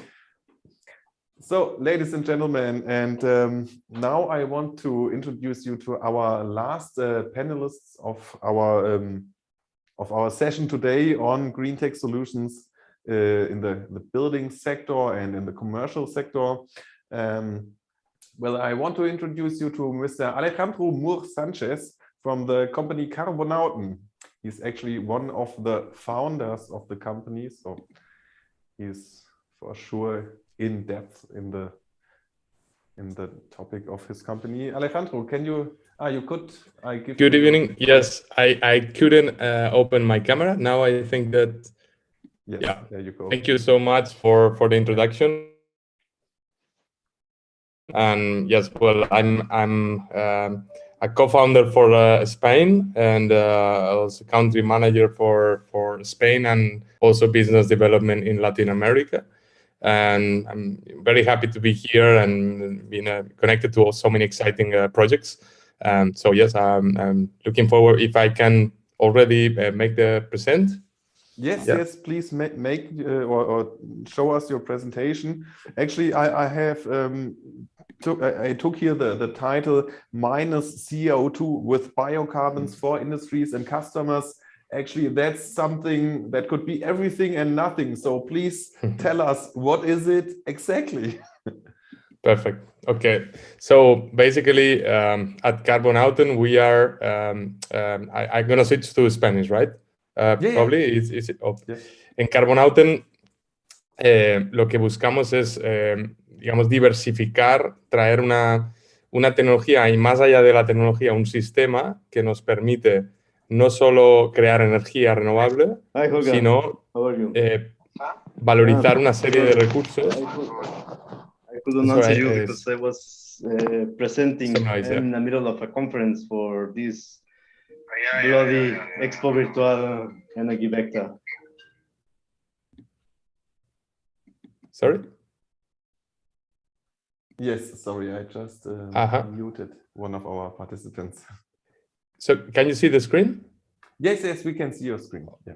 Okay, perfect. So I switched to Spanish. Bueno, en Carbonauten hemos buscado una manera de hacer, de producir energía. Hemos creado un sistema en el que producimos energía renovable, pero a la vez valorizamos residuos de biomasa para producir esta energía y producimos productos de alto valor añadido que nos ayudan a descarbonizar. Es decir, ayudamos a industrias y ayudamos también al sector agrícola en la descarbonización gracias a los productos que hacemos. Y bueno, Carbonauten nace en 2016, realmente en 2017 la compañía ya es fundada y bueno, estamos creando nuestra primera planta en Berlín que va a estar lista tras este invierno y desde 2022 en adelante estamos comprometidos en evitar gigatoneladas de emisiones de gases de efecto invernadero cada año. Entonces, el sistema de Carbonauten se basa en lo que es todo lo que es biomasa, ya sean restos de biomasa agrícola, ya sean restos de biomasa forestal o residuos industriales. Nosotros lo que hacemos es gestionar estos residuos y a través de una carbonización pirolítica evitamos una serie de emisiones que se producirían ya sea en la quema, ya sea en, digamos, la gestión en vertedero o, digamos, la quema de esos residuos, ¿no? Nosotros evitamos eso y utilizamos esos residuos, los carbonizamos a temperaturas que alcanzan los 850 grados y obtenemos un biocarbón de grano fino que por cada tonelada captura más de 3 toneladas de CO2. Es decir, conseguimos un biocarbón con un alto contenido de captura de CO2. Ello nos ayuda a mitigar el efecto de cambio climático, digamos, evitando unas emisiones que se generarían de estos residuos y, al mismo tiempo, obtenemos una energía renovable de carga base en forma de syngas, en forma de biogás de síntesis y un aceite de pirólisis. Esto, además, nos proporcionará una serie de créditos de carbono. Luego veremos un poco más, estos, digamos, son los subproductos, pero de aquí producimos productos de alto valor añadido, tanto para la industria como para la agricultura. Además, estamos ahora desarrollando una tecnología que nos permitirá capturar también los gases que digamos, acaban en la chimenea, ¿no? Los gases resultantes los vamos a capturar y podemos también convertir esos gases en carbonato cálcico. Cada tonelada de CO2 de esos gases podrían ser más de 2 toneladas de carbonato cálcico. Y con eso, el producto estrella que hemos desarrollado son los net materials. Los net materials son una combinación de este biocarbón con las proporciones de captura de CO2 que hemos comentado, unido con otros polímeros, biopolímeros, silicatos y minerales para producir materiales que evitan, materiales que sustituyen materiales de origen fósil, como pueden ser los plásticos convencionales. Reducimos ese contenido de combustibles y de materiales fósiles y a la vez creamos, bueno, plásticos negativos en emisiones, no solo neutros, sino que capturan más emisiones de las que generan en su producción. Por ver algunos tipos de biomasa que podemos ver, tenemos también lo que pueden ser restos de astilla, cáscaras de frutos secos, bambú, restos de poda, diferentes desechos de madera como pueden ser los pallets e incluso podemos gestionar lodos de la industria del papel, o sea, de lo que es restos de papel o lodos del papel, incluso conteniendo trozos de plástico, fragmentos de plástico. Digamos que con esto lo que hemos conseguido es crear una planta de bioenergía 2.0 que nos permite generar energía renovable de carga baja, independiente de combustibles fósiles. No necesitamos ningún tipo de combustible fósil para digamos, gestionar esta maquinaria. Se autoabastece de la propia biomasa con la que la alimentamos y biocarbón, además una fuente de calor permanente que podemos aprovechar como energía renovable, un biogás de síntesis y un aceite de pirólisis que, bueno, estamos estudiando diferentes aplicaciones, tanto en sostenible.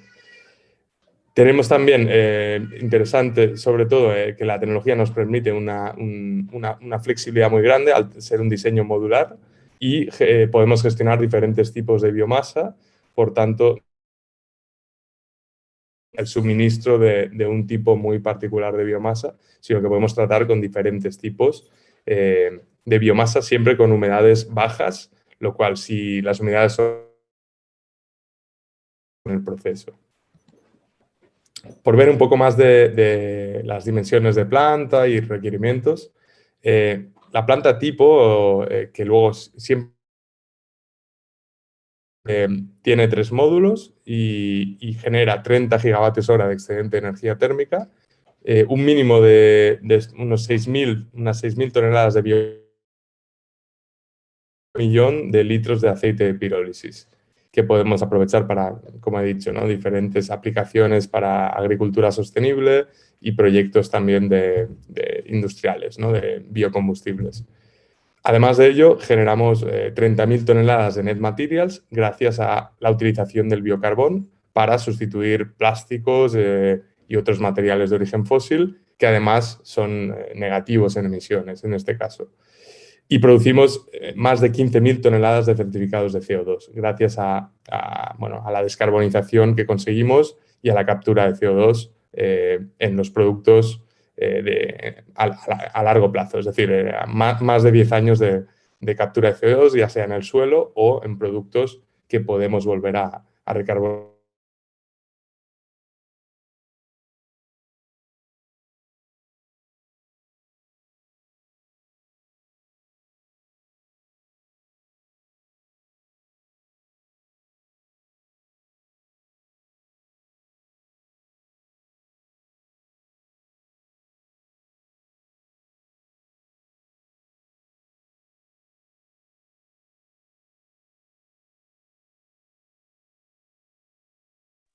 Excuse me, Alejandro, it seems that we lost your audio.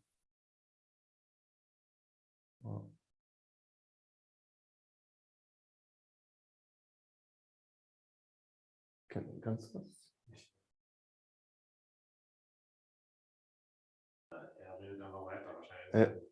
Alejandro, can you hear me? Sorry, Alejandro? Alejandro? Wir hören ihn nicht, oder? Stop. Alejandro? So, sorry, ladies and gentlemen, it seems that you as well can't hear Alejandro during his presentation right now. We're trying to fix this issue.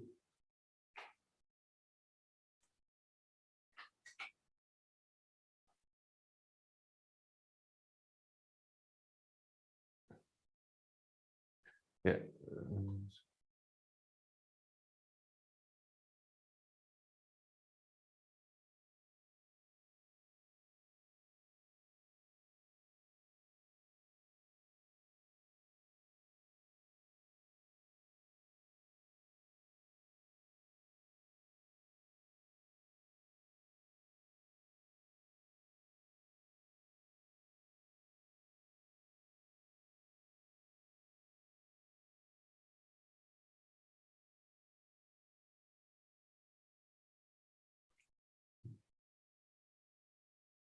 I'm very sorry, ladies and gentlemen, but it seems that Alejandro, we can't hear him, he can't hear us, it seems so.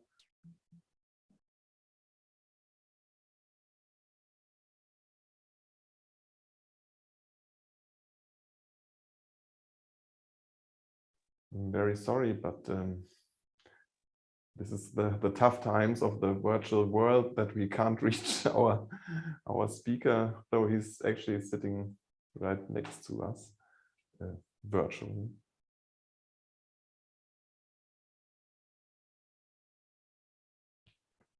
Du hörst gar nichts, oder was? Ja. Okay.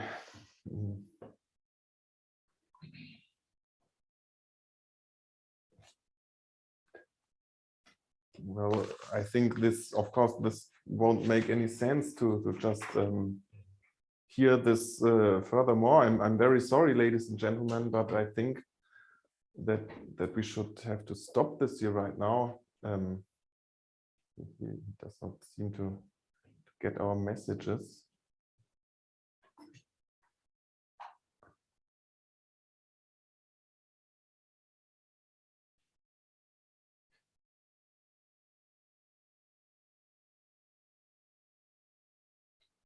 No.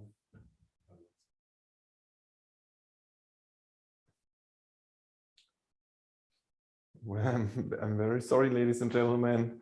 We've never had this before, actually.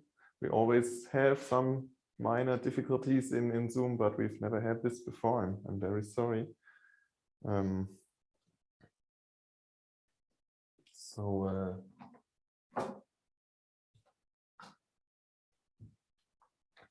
Yes. So in this case, I would actually say, well, I'm very sorry, this doesn't make any sense. So I'd like to ask our speakers to switch their cameras on, because it seems that we still have some minutes left for a joint discussion, and I'm very sorry that this doesn't work out for Alejandro right now. All right, Martin and Erwin, you can hear me, or? Loud and clear. Yes. Okay. So it still seems that our conference is still working in general. Just give me a second. Mr. Rongen, of course, you can also share our round, and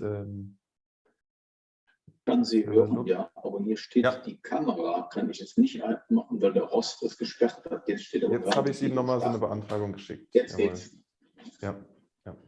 So, all right, gentlemen, the lady has already left us. We have seen quite some interesting solutions, concepts, and ideas about sustainable buildings, and well, agriculture is of course not really a building, but in another way of view, of course, a garage is also a building, and everything can be built with renewable energies and with a higher part of energy efficiency. Martin, let me start with you first. Well, you've clearly presented your technologies and what Ecoligo is doing, like helping companies to use more renewable energies on their side. Would you also help them in some case to enhance their energy efficiency in their processes? Not really, because we focus on financing anything that is an asset, right? Mm-hmm. So you have to have a security for the investment, and that is typically the asset. So that means different to a bank loan where you have to provide collateral through your property or your real estate. We secure the investment through the solar system, for example. So when it's about efficiency of processes or parts of a process, it's very difficult to help and to invest into that, because you can't remove the asset afterwards. Yeah, and it's a very specific use case if we think of an industrial client to optimize their steam system or something in the factory. So we don't do that. But what we help our customers with is, after we install the system, with the data of their consumption. and help them understand at what points of the day or night they consume, and we can make conclusions based on that, and we can help them advise on finding, for example, high energy consumers that they weren't aware of, and identify those, and then obviously they can take action and reduce their consumption by controlling their machines or their lighting or whatever it is in a better way. All right, thank you. Because yeah, you said, or well, it was already in the first slide of Ecoligo, it's energy as a service. Well, from my background, I know that there are also other companies which have, let's say, heat as a service for the industry, cases like this, but that's, you are just focusing on the photovoltaics. That's your core competence. That's the core competence at the moment, but we have plans to really become the one-stop shop energy partner for companies, and therefore we also will expand into different technologies. And then if we have a customer and they want to step into different kinds of energy and get a more sustainable solutions, we will be there, just not today, but like in a year or 2 years' time. All right, thank you very much. Erwin, I've got another question for you. You've shown us your, well, the PV agricultural systems. One question is, well, it's almost 2 questions already. So would you also install energy storage systems on those sites, on those parks, like in general, or just on demand of the customer, or what's your point on this energy storage? Voy a contestar en español. Okay. En algunos centros hemos implementado sistemas piloto también de vamos a decir, sistemas de baterías para acumular la energía, pero ya a gran escala no está dentro de nuestro plan del modelo o del modelo de negocio. En general, lo que nosotros buscamos como un modelo de negocio es implementar estos sistemas a gran escala. Tenemos estos pequeños pilotos que empezamos con algunas universidades para investigar qué se puede vamos, cultivar debajo de los paneles localmente, pero la intención es al final implementar sistemas de nuevo a gran escala. Que en estos sistemas a gran escala los sistemas de baterías pues se vuelven muy caros. Entonces, por el momento no lo tenemos por los costos, no lo tenemos contemplado, aunque sí lo hemos hecho en algunos sistemas pilotos, como el de las Bahamas. Okay, and to continue this question, so most of the parks are probably all grid connected, huh? Exactamente. Yeah. Okay, and another question which I had, and this was actually coming through the idea of the energy storage on the sites.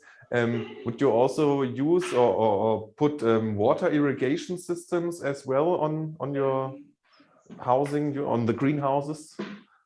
Sí, precisamente lo que buscamos es también hacer lo más eficiente posible el sistema. En este caso utilizamos un sistema de irrigación por goteo. Algo que ahorita también que me estoy acordando es que en el complejo que tenemos aquí en Rathenau, en Alemania, y que estamos investigando un proyecto en conjunto con el Instituto Jülich. Es un sistema en el cual nosotros le llamamos un tapete térmico, en el cual lo que hacemos es a través de un circuito de agua que va pegado a los paneles fotovoltaicos, se colecta lo que es el calor. Luego este calor va debajo de la tierra, y con este calor que se genera en los paneles fotovoltaicos aprovechamos para que las plantas tengan una mejor temperatura o ambiente para crecer. Entonces es otra forma también de acumular energía, que no es exactamente energía eléctrica, sino energía calórica, y que también es por pronto es solamente un piloto que se está investigando. Yeah, thank you. Yeah, that's really very interesting. It's again some kind of dual use. It's always best to have, well, solar energy, not only for PV, but for the thermal energy as well. Just yesterday, we had a whole presentation on the topic of concentrated solar power. Mr. Rongen, we have seen some of your buildings that you were allowed or could design for our Chinese friends and partners. They all seem really high-tech solutions, like from the facades, from the buildings. What's your general point on those building materials? Because I think in your presentation you also said we don't want to build a higher mountain of hazardous waste as well. We always recommend to use recyclable materials, also renewable materials like wood, for example, and all the clients which we presented, or the buildings which we presented, use such materials. Metal, it was not aluminium, it was steel, and steel is recyclable. Steel is available in China in a huge quantity, and it's cheaper than wood in China, and also in Qingdao we did the same. But in Qingdao, with the balcony elements, we recommended to use PV elements, and we developed with the Austrian company PV elements, and the aesthetic and the design was the same. There would not have been any difference between the aesthetic and between the characteristic of the building. But in China, the politicians have very, very big ambitions, goals, and always the building construction must be finished in a hurry, because the politicians who gave and supported government grants, the same politicians want to be the presenter of the building in the opening ceremony, and that was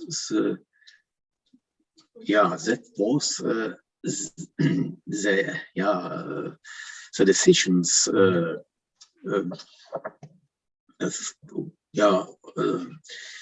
idea of the client, or the decision that he would not decide, that he did not decide for PV elements because of the time, not because of the money.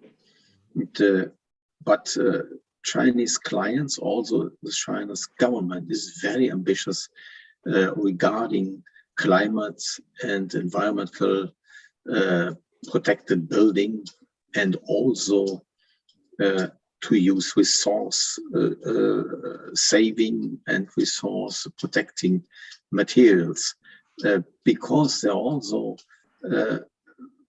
very open, discuss it, and they very often explain we made a lot of mistakes in the past, and we destroyed our environment. Because of that, we have to do a lot, and they do a lot. That's what I believe, and I am convinced that the Chinese think so. Okay, thank you very much, Mr. Rongen. All right, guys, I've just received a message from Alejandro that he may be ready or maybe back yet. So let's try it out. Alejandro, can you hear me, and can we hear you?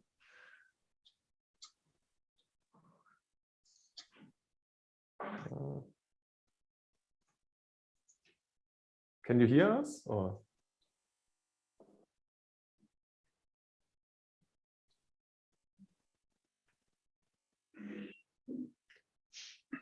Alejandro, can you hear us or no? Okay, so I'm sorry, guys. really doesn't seem so, but we will share his presentation as well, of course. And actually, I had so much questions because I thought that was really also very interesting. And that's probably a point, for example, for you, Mr. Rongen, the biopolymers of which you can build just new materials, just like plastic. And this is really a net or a negative emission technology. That was really interesting, what I thought. Well, okay, guys, so I think let's end here. Let's have a break now. I thank you all very much for your presentations and for your participation in our panel on green technologies for the building and commercial sector. Please, if you did not do it yet, send me your presentations so we can spread them to our participants, and we will share your contact data as well, of course. And dear participants, maybe one or two more words. Of course, you can go to our virtual trade fair, ExpoVirtual, -greentech.com, and take a look at the virtual booth of Sunfarming, for example. They are there. There you can also find some other green technologies and other providers for sustainable renewable energy technologies and energy efficient technologies as well. We have seen STEINEL today as well, Isabel Dust. They are present there as well. So again, Martin, Erwin, Ludwig, I thank you very much. Alejandro, also thanks a lot to you, and I'm very sorry that it didn't work out right now. Yeah, it's working now. Okay, Alejandro, now you can hear us, or? Okay, I think he can hear us, but we can't hear him now. So I'm sorry for that, but we will, of course, share the presentation, and I wish you all the best. So thank you very much again, and I wish you a good time. And dear ladies and gentlemen, in Germany and in Central America, we will now do a little coffee break of 10 to 15 minutes. And afterwards, our next session, A4, on the topic of geothermal energy will begin, and it will be moderated by GIZ with different participants from the SICA region in Central America. I've already seen Ms. Rodriguez, Mr. Wu, they are all there. So yeah, we'll see us soon. So just grab a coffee, have a small rest, or have a break, have a Kit Kat, and see you soon. Thank you very much. Bye-bye. Gracias. Thank you. Vielen Dank. Schönen Abend. Bye-bye.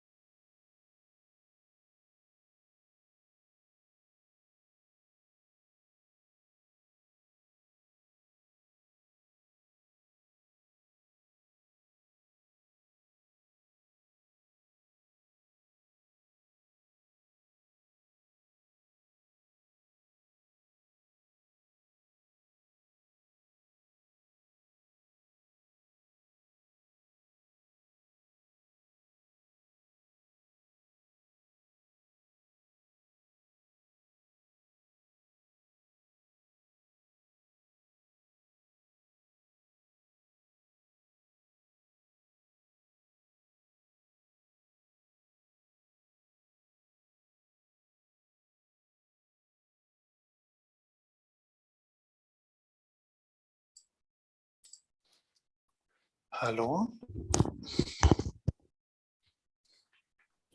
Kann mich jemand hören?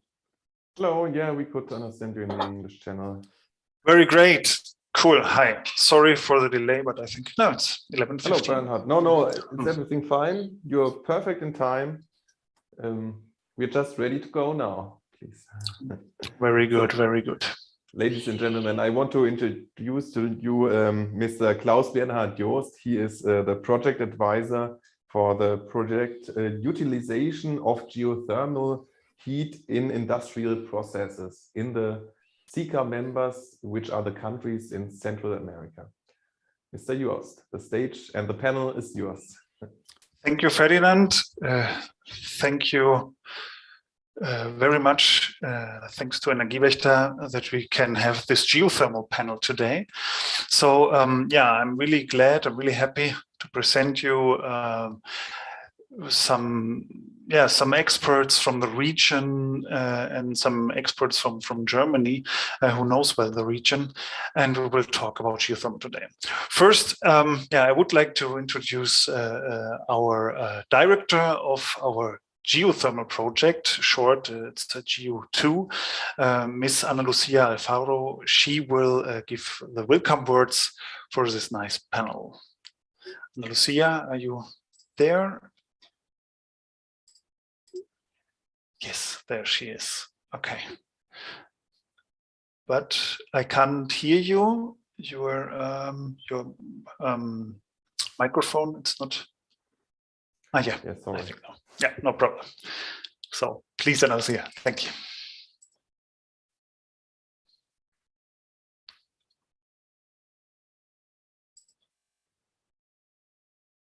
No, it's still, we can't, I cannot hear you.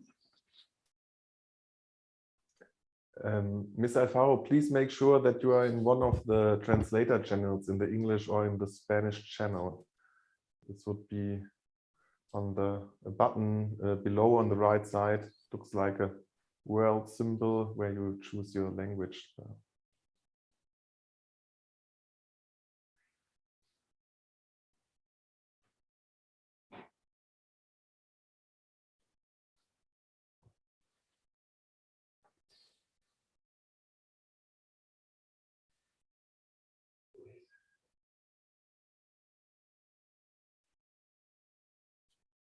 No. Okay, I'm very sorry. It seems that you don't have the latest version of Zoom, so it would be necessary for you to just do a quick update. Okay. I will send you the link in a second.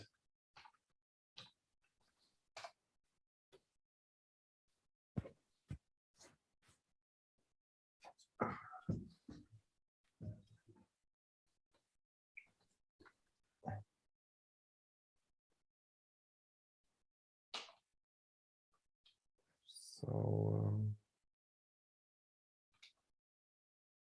I've just sent it in the chat right now. I guess you have to download, update your Zoom, and then come back. So Bernhard, my suggestion, yeah, my suggestion is, and say you can hear us, right? So maybe we will start with a panel, and maybe we will come on later to you. At the end of the panel, you will make a short wrap up only to end the sessions. So if you agree. So yeah, I hope our first speaker today is Marit Brommer from the IGA.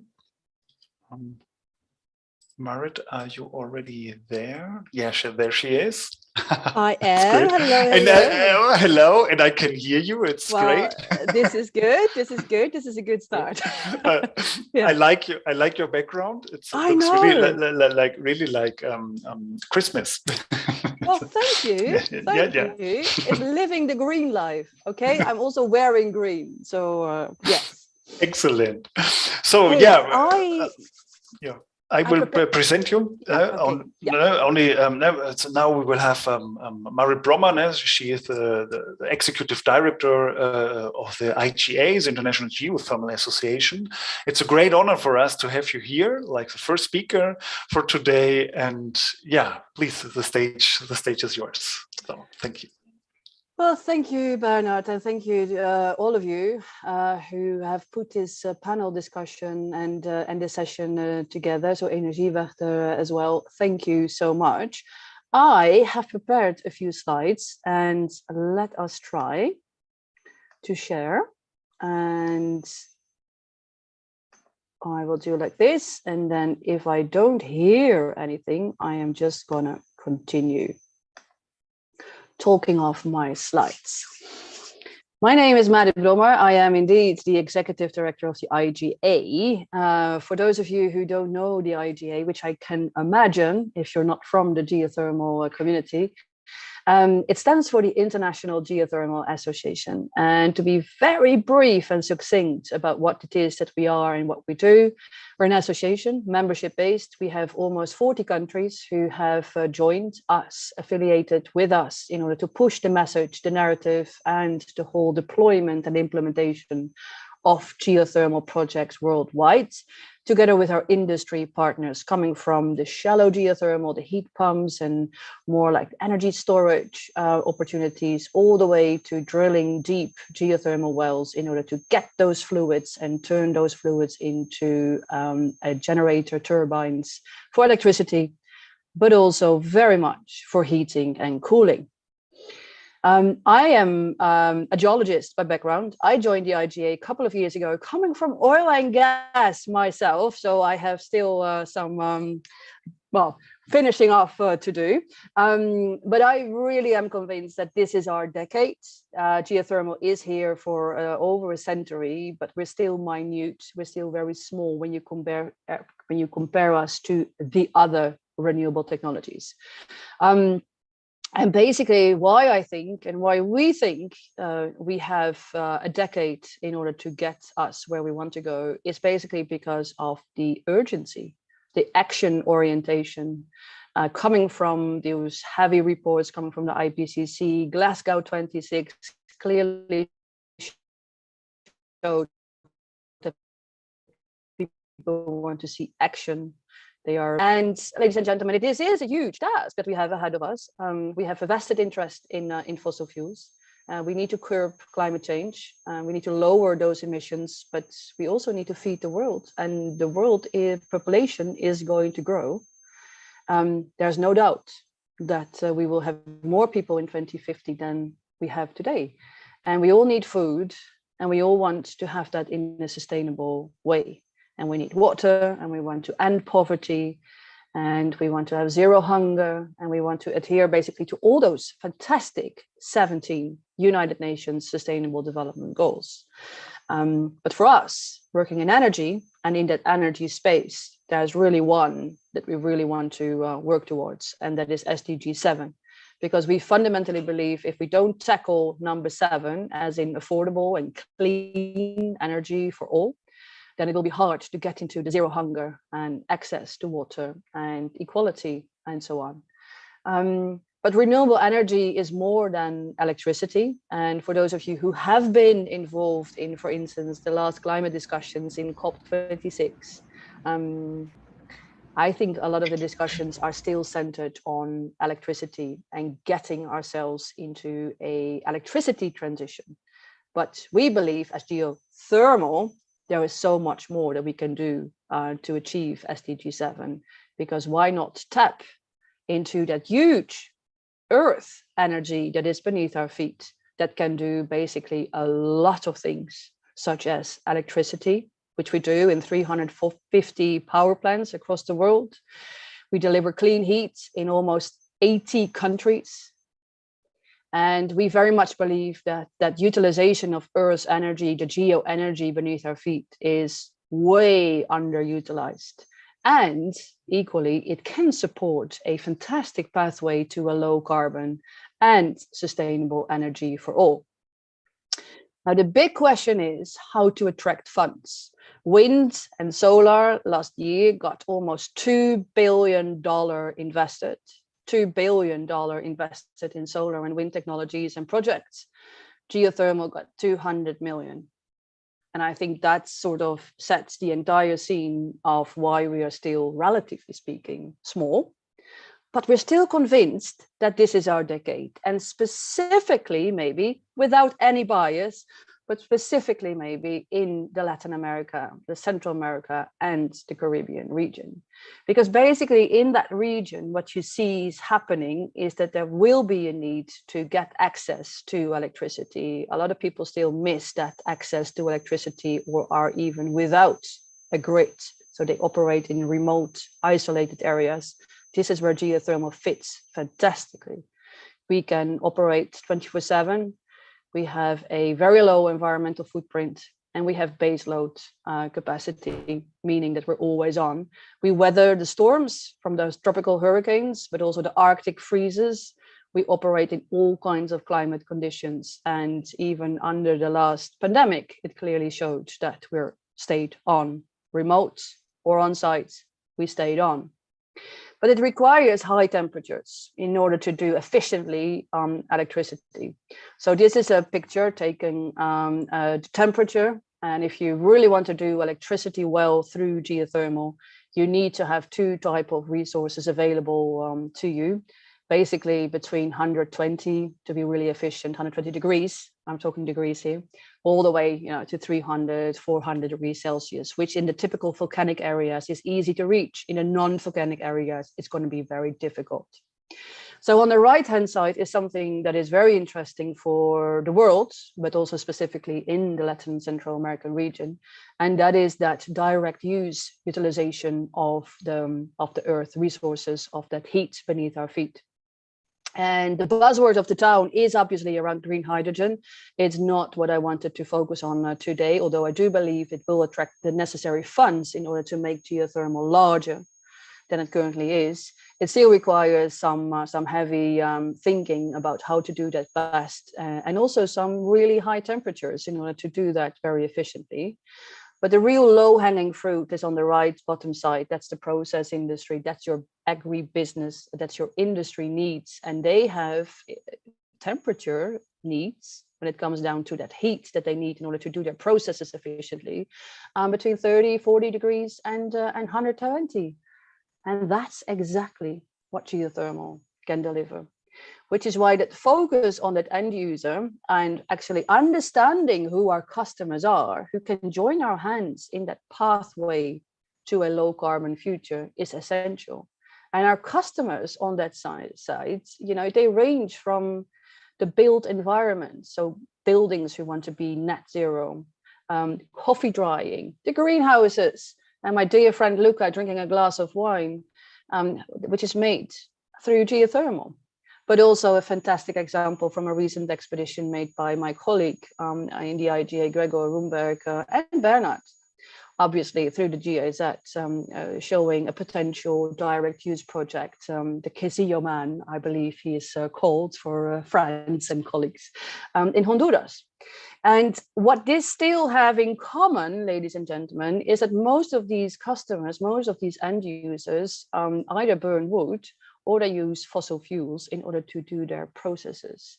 And if there's one thing that we would like to do as IGA with our partners is making people aware and educating our audiences, both from the political angle, our industry angle, but also our end users, our customers, basically, that we actually could use what is beneath our feet.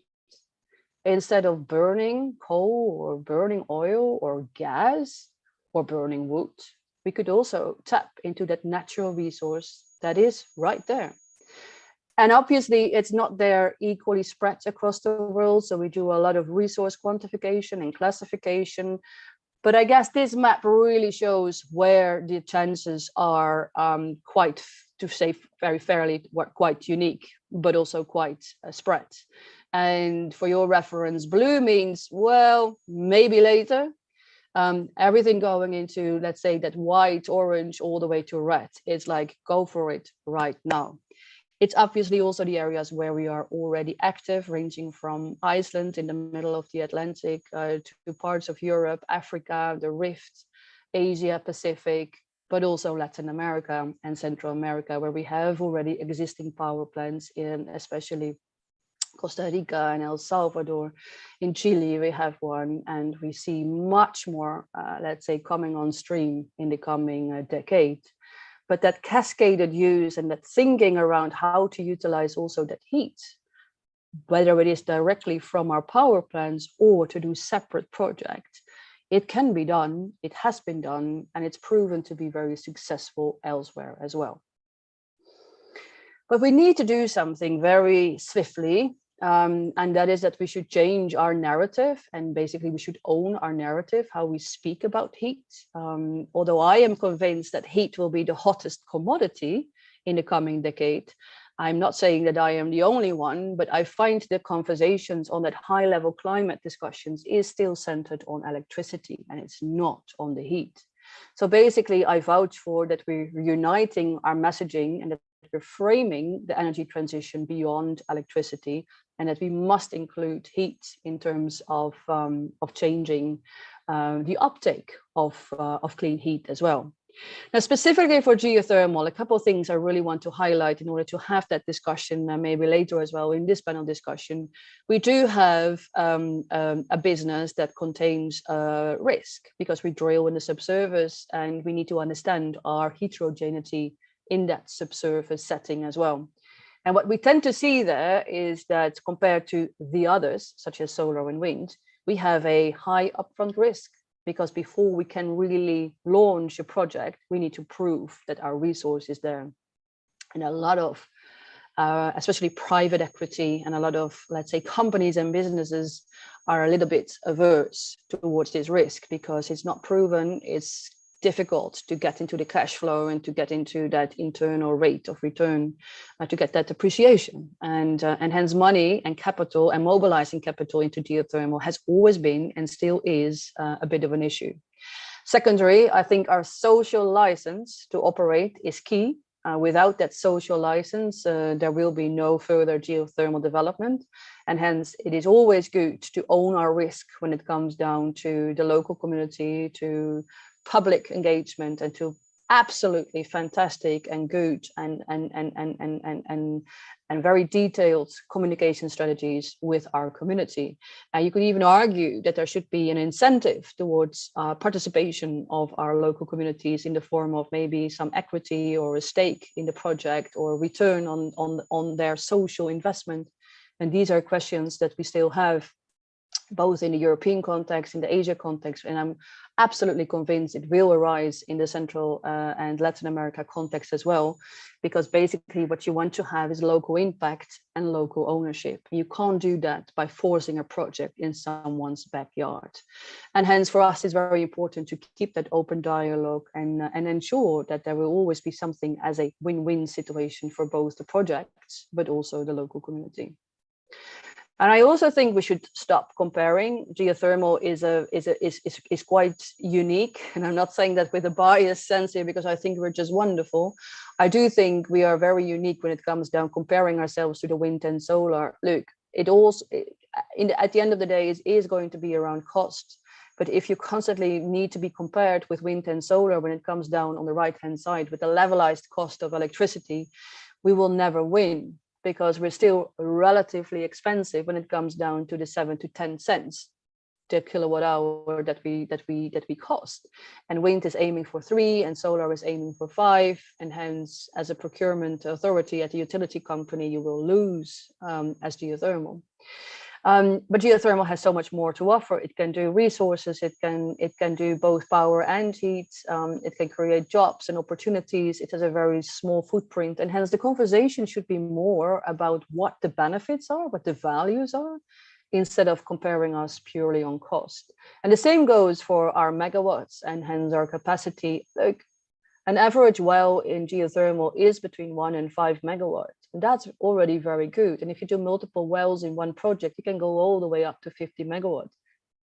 One wind turbine these days is 15 megawatt. It's 5 times as big, but we shouldn't be comparing ourselves to wind. We should be doing what we're good at. And that's the narrative I am very much convinced we should own. And I also get a lot of questions from the oil and gas industry around scalability and how big we can grow into. And that's an interesting one, because I do believe we need oil and gas to join with us and to scale and to deploy our projects faster and with more efficiency, but also with more ownership on the risk. But on the other hand, their knowledge is fast. I mean, they have millions of wells. We drill on average a couple of 100 wells. So we cannot be compared, to be in the same league, but we can be holding hands. So in short, and to wrap up, what I would like to get out of all the conversations we're having, both within the region that we're speaking here today in, but also in other regions in the world, is that geothermal, we have such a fantastic offer on the table. We're energy efficient, we deliver on power, we deliver on heat, we can help diversify the portfolio, we balance the grid, we're base load, we're always on, we weather the storms.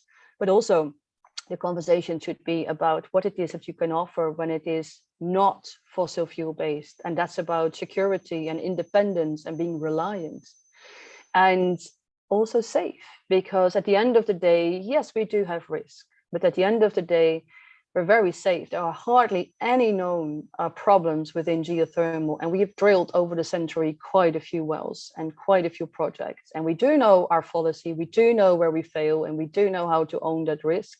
But on the other hand, if you look at our success rate of 97%, if you look at the diversification from clean heat to cities, to beautiful spas, to fantastic combined heat and power plants, to greenhouses and the foods that we need to deliver to the world in 2050, I think we have something unique to offer, but we can only work towards implementing that unique offer when we're holding hands together and we see actual projects on the ground. Thank you again for having me here today, and looking forward to the rest of the conference. Thank you.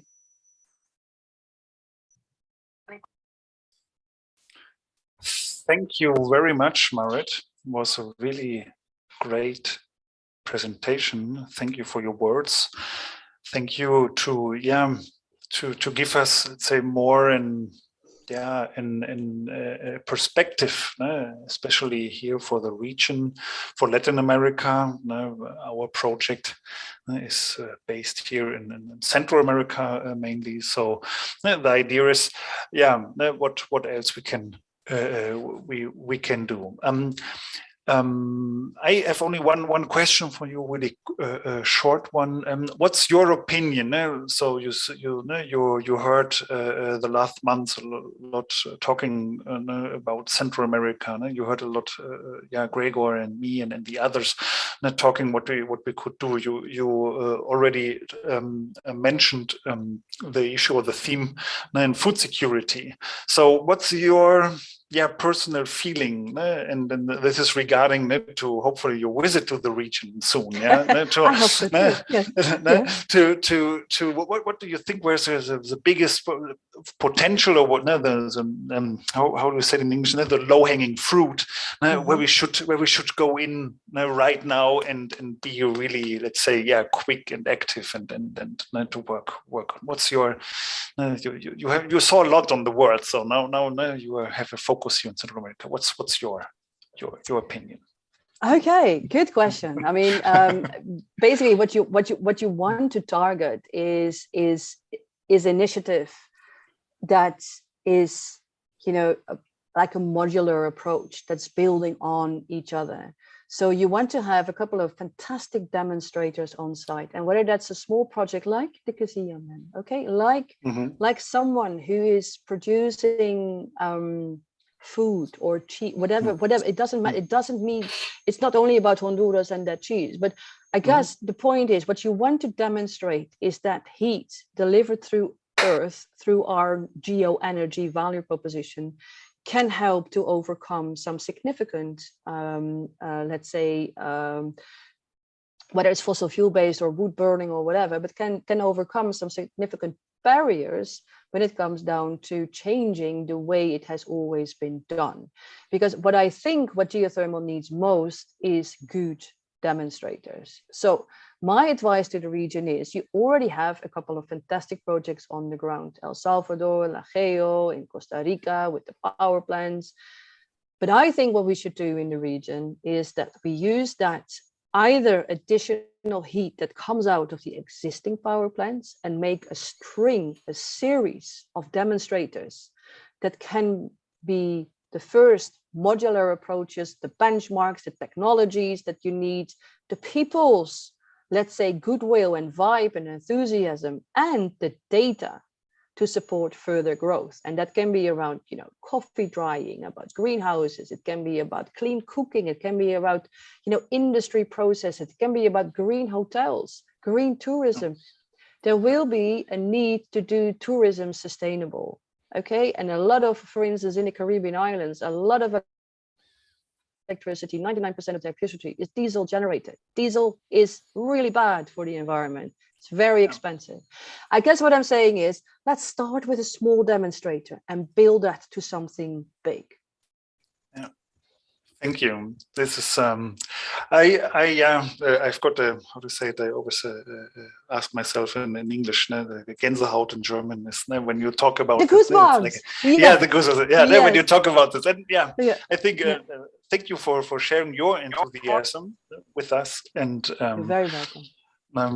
Hopefully we will see us soon here in the region. I hope so too. Thank you very much, everyone. Yes. All right. You too. Bye bye. Thank you. Bye, Marit. All right, let's go.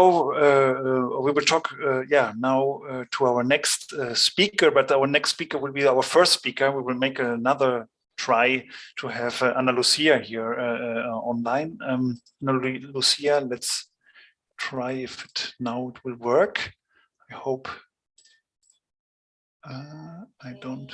Yeah, I can hear you. This is good. And I can see you as well. Very good. Okay, now the stage is yours. Thank you. No, please. Thank you very much, Bernhard. And I will switch to Spanish. Yes, well, muchas gracias a los organizadores por este evento. Realmente importante tener esta ventana a nivel internacional. Gracias, Bernhard, por la presentación. Mi nombre es Ana Lucia Alfaro y soy la directora del proyecto de cooperación alemana a través de la GIZ en la región SICA, en los 8 países del SICA, y muy motivada de estar el día de hoy y saber que existe un espacio específicamente para geotermia. Un gran saludo a Marit, que acabo de ver su presentación. A pesar de los problemas técnicos, ya estamos por acá. Con Marit y con la IGA tenemos una carta de entendimiento que pues estamos implementando desde ya este año. A pesar de las dificultades de la pandemia, pues ya hemos empezado a trabajar mano a mano con la con la Asociación Internacional de Geotermia en la región. Y pues bueno, de parte nuestra, yo quisiera nada más pues compartirles la cooperación alemana viene teniendo un rol activo en la región en materia de geotermia. Tenemos el mandato de abonar a la meta global de reducción de emisiones. Y como lo mencionaba también Marit en su presentación, la geotermia viene a ser un elemento muy importante que debe ser considerado dentro de las matrices de energía y de calor que tenemos en la región SICA. Tenemos más de 1.300 fuentes termales que de momento algunas vienen siendo aprovechadas, por supuesto, a nivel turístico, pero la geotermia está para mucho más que eso. Y algo que es importante de mencionar acá es que desde la cooperación alemana y en particular desde el proyecto nuestro al que yo represento, utilización del calor geotérmico en procesos industriales, como su nombre lo dice, estamos enfocados en esta segunda fase de cooperación, en apoyar a la región para que se desarrollen proyectos, justamente como mencionaba Marit anteriormente, de la importancia de poder ver proyectos en el campo funcionando, que puedan inspirar y que puedan ser de réplica, no solamente dentro de la región, sino en otras partes del mundo.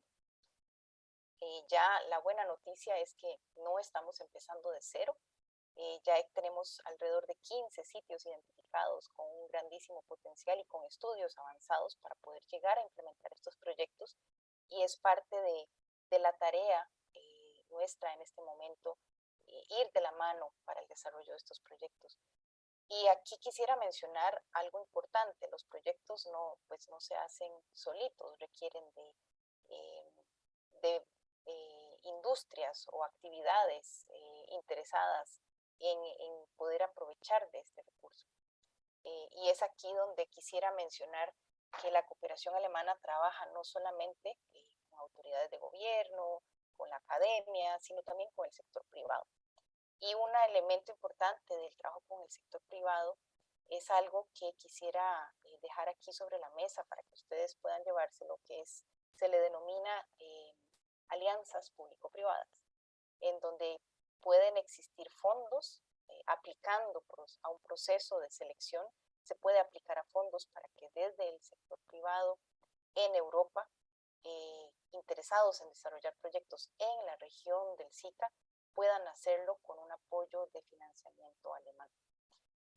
Más adelante, si hubieran personas, por supuesto, empresarios o empresas interesadas en trabajar en este tema con nosotros, mi colega que se encuentra acá moderando el panel, Erwin Hinojosa, es la persona que lidera estos procesos, puede dar mayores detalles, o podemos mantener comunicación fuera de este evento, pero sí quisiera dejar la inquietud y sobre todo compartirles que existe una gran oportunidad de desarrollo de proyectos, en este caso pues enfocados a los usos directos de la geotermia, y que nosotros desde la cooperación alemana estaremos dando ese acompañamiento mano a mano eventualmente, si se llegara a dar la aplicación de fondos para desarrollo de proyectos en la región. Quisiera visualizarme hacia el 2023 y qué vería yo por allá. ¿Y por qué digo 2023? Porque es el cierre de la segunda fase de cooperación en la que estamos actualmente con el proyecto de utilización del calor geotérmico en procesos industriales. Y me imagino y aspiro a que en la región ya podamos estar viendo, ojalá, una muy buena parte, una considerable parte de esos 15 proyectos ya identificados y con estudios avanzados que se encuentren en modo de implementación, y que ojalá para un evento, una expo como estas, ojalá de manera presencial, podamos llevar ya esos primeros resultados y esas primeras fotos y esos primeros videos de implementación de proyectos en la región, que ojalá animen a otras regiones en el mundo a poder implementar proyectos de este tipo, aprovechándose de un recurso tan bondadoso como lo es la geotermia. Los invito a poner mucha atención a las presentaciones que vienen y al panel de discusión, porque sin duda para quienes tal vez no conocen mucho de la geotermia van a aprender muchísimo, y para los que son expertos siempre hay algo nuevo que aprender. Muchas gracias por su atención y que sigan atendiendo de este evento. Excelente. Ya estoy en el canal de español. Sí. Gracias Ana Lucía, gracias por tus palabras, gracias por también empujar, motivarnos también a trabajar más en esos temas aquí en la región. Ok, vamos a seguir con nuestro programa. Ya nuestra segunda ponente es la señora Jenny Rodríguez. Ella trabaja para el Servicio Geológico Nacional de la República Dominicana. Ya vimos algo más como global, más como general por parte de Marit. Ya nos movimos ahí donde Ana Lucía en Costa Rica hizo vista también sobre Centroamérica, y ya llegamos a la República Dominicana. Entonces, Jenny, muchas gracias por acompañarnos hoy acá, y la tarima es tuya. Adelante, por favor. Gracias, Berham. Agradezco muchísimo esta oportunidad que nos brindan, que desde República Dominicana podamos entrar en este conversatorio, entrar en esta feria, en esta expo, que realmente es de mucha importancia. Hemos estado viendo las presentaciones del día de ayer, las del día de hoy, y realmente hay mucho que seguir aprendiendo en los diferentes temas de la energía, pero queremos en este conversatorio de esta fase en la que estamos ahora, pues a seguir conversando sobre la geotermia. Me ayudó muchísimo la ponencia de la señora Marit, porque ella tocó mucho de los puntos que yo también voy a tocar en mi presentación. ¿Me puedes confirmar si ya la pueden ver? Sí, se ve perfectamente. Gracias. Bueno, pues me siento muy honrada de verdad de que me dan esta gran oportunidad. Yo voy a estar hablando sobre el recurso geotérmico. Es una breve introducción la que vamos a tratar aquí sobre el recurso geotérmico y su exploración, aplicaciones de la energía geotérmica, y vamos a dedicar unos slides a la geotermia para la República Dominicana. Queremos partir de este concepto de energía geotérmica, aunque tenemos muchos expertos también con nosotros, pero quizá hay algunas de las personas que no tengan tanto conocimiento, y ya que vamos a hablar de recursos, es bueno que sepan que la energía geotérmica es ese calor contenido en el interior de la Tierra que genera fenómenos geológicos a escala planetaria, y que este término es a menudo utilizado para indicar aquella porción del calor de la Tierra que puede o podría ser recuperado y explotado por el hombre. La geotermia no es nada nuevo. El uso del calor geotérmico es algo que tiene evidencia anciana, o sea, desde muchos años atrás, pues ya en los países nórdicos, incluyendo distribución de agua caliente a nivel de pueblos, pues ya se venía trabajando con la geotermia. La generación eléctrica tiene su inicio en el 1904, cuando el príncipe Giovanni Conti inventó su primer generador de energía eléctrica basada en geotermia, y tuvo una capacidad de 5 kilowatts y pudo alimentar 5 bulbos de luz. Si comparamos estos datos a lo que está pasando con la geotermia en la actualidad, podemos ver que ya tenemos grandes plantas con una capacidad instalada incluso de más de 900 megas. Por ejemplo, en California, que tenemos la planta más grande. Si nos vamos a la región de Centroamérica, podemos ver que tenemos ya plantas con capacidad instalada de más de 200 megawatts. Algo muy importante, y es que si queremos aprovechar el recurso geotérmico, tenemos que conocerlo. Y para conocerlo tenemos que conocer esa dinámica que tiene la Tierra, que es la que nos ofrece este recurso. Aquí en la filmina, esta parte de la dinámica de la Tierra es muy interesante. Para conocer este recurso tenemos que conocer la corteza continental, tenemos que conocer la corteza oceánica, dónde están las placas de subducción, las placas convergentes, transformantes. Toda esa dinámica es sumamente interesante, porque ahí es que tenemos todas las manifestaciones hidrotermales. También algo muy importante que tenemos que tomar en cuenta es ese gradiente de temperatura por localidad. Esto varía por región. El gradiente de temperatura también va a variar con la profundidad, y en áreas geotérmicas el flujo del calor está por encima de lo normal. Así también pasa con el gradiente geotérmico. Por ejemplo, si vemos esta imagen de la derecha, en la parte superior, vemos que el gradiente geotermal promedio es de 3.5 grados Celsius por cada 100 metros. Pero si vemos estas diferentes líneas de color, por ejemplo, la del color verde, que es la Dorelo, una localidad de Italia, vemos que a pocos metros de profundidad ya alcanza temperaturas cerca de los 200 grados Celsius. Y vemos cómo también varía este gradiente si nos vamos a la región de Francia, si nos vamos a Alemania, y así va a variar este gradiente por localidades y por las diferentes regiones y países.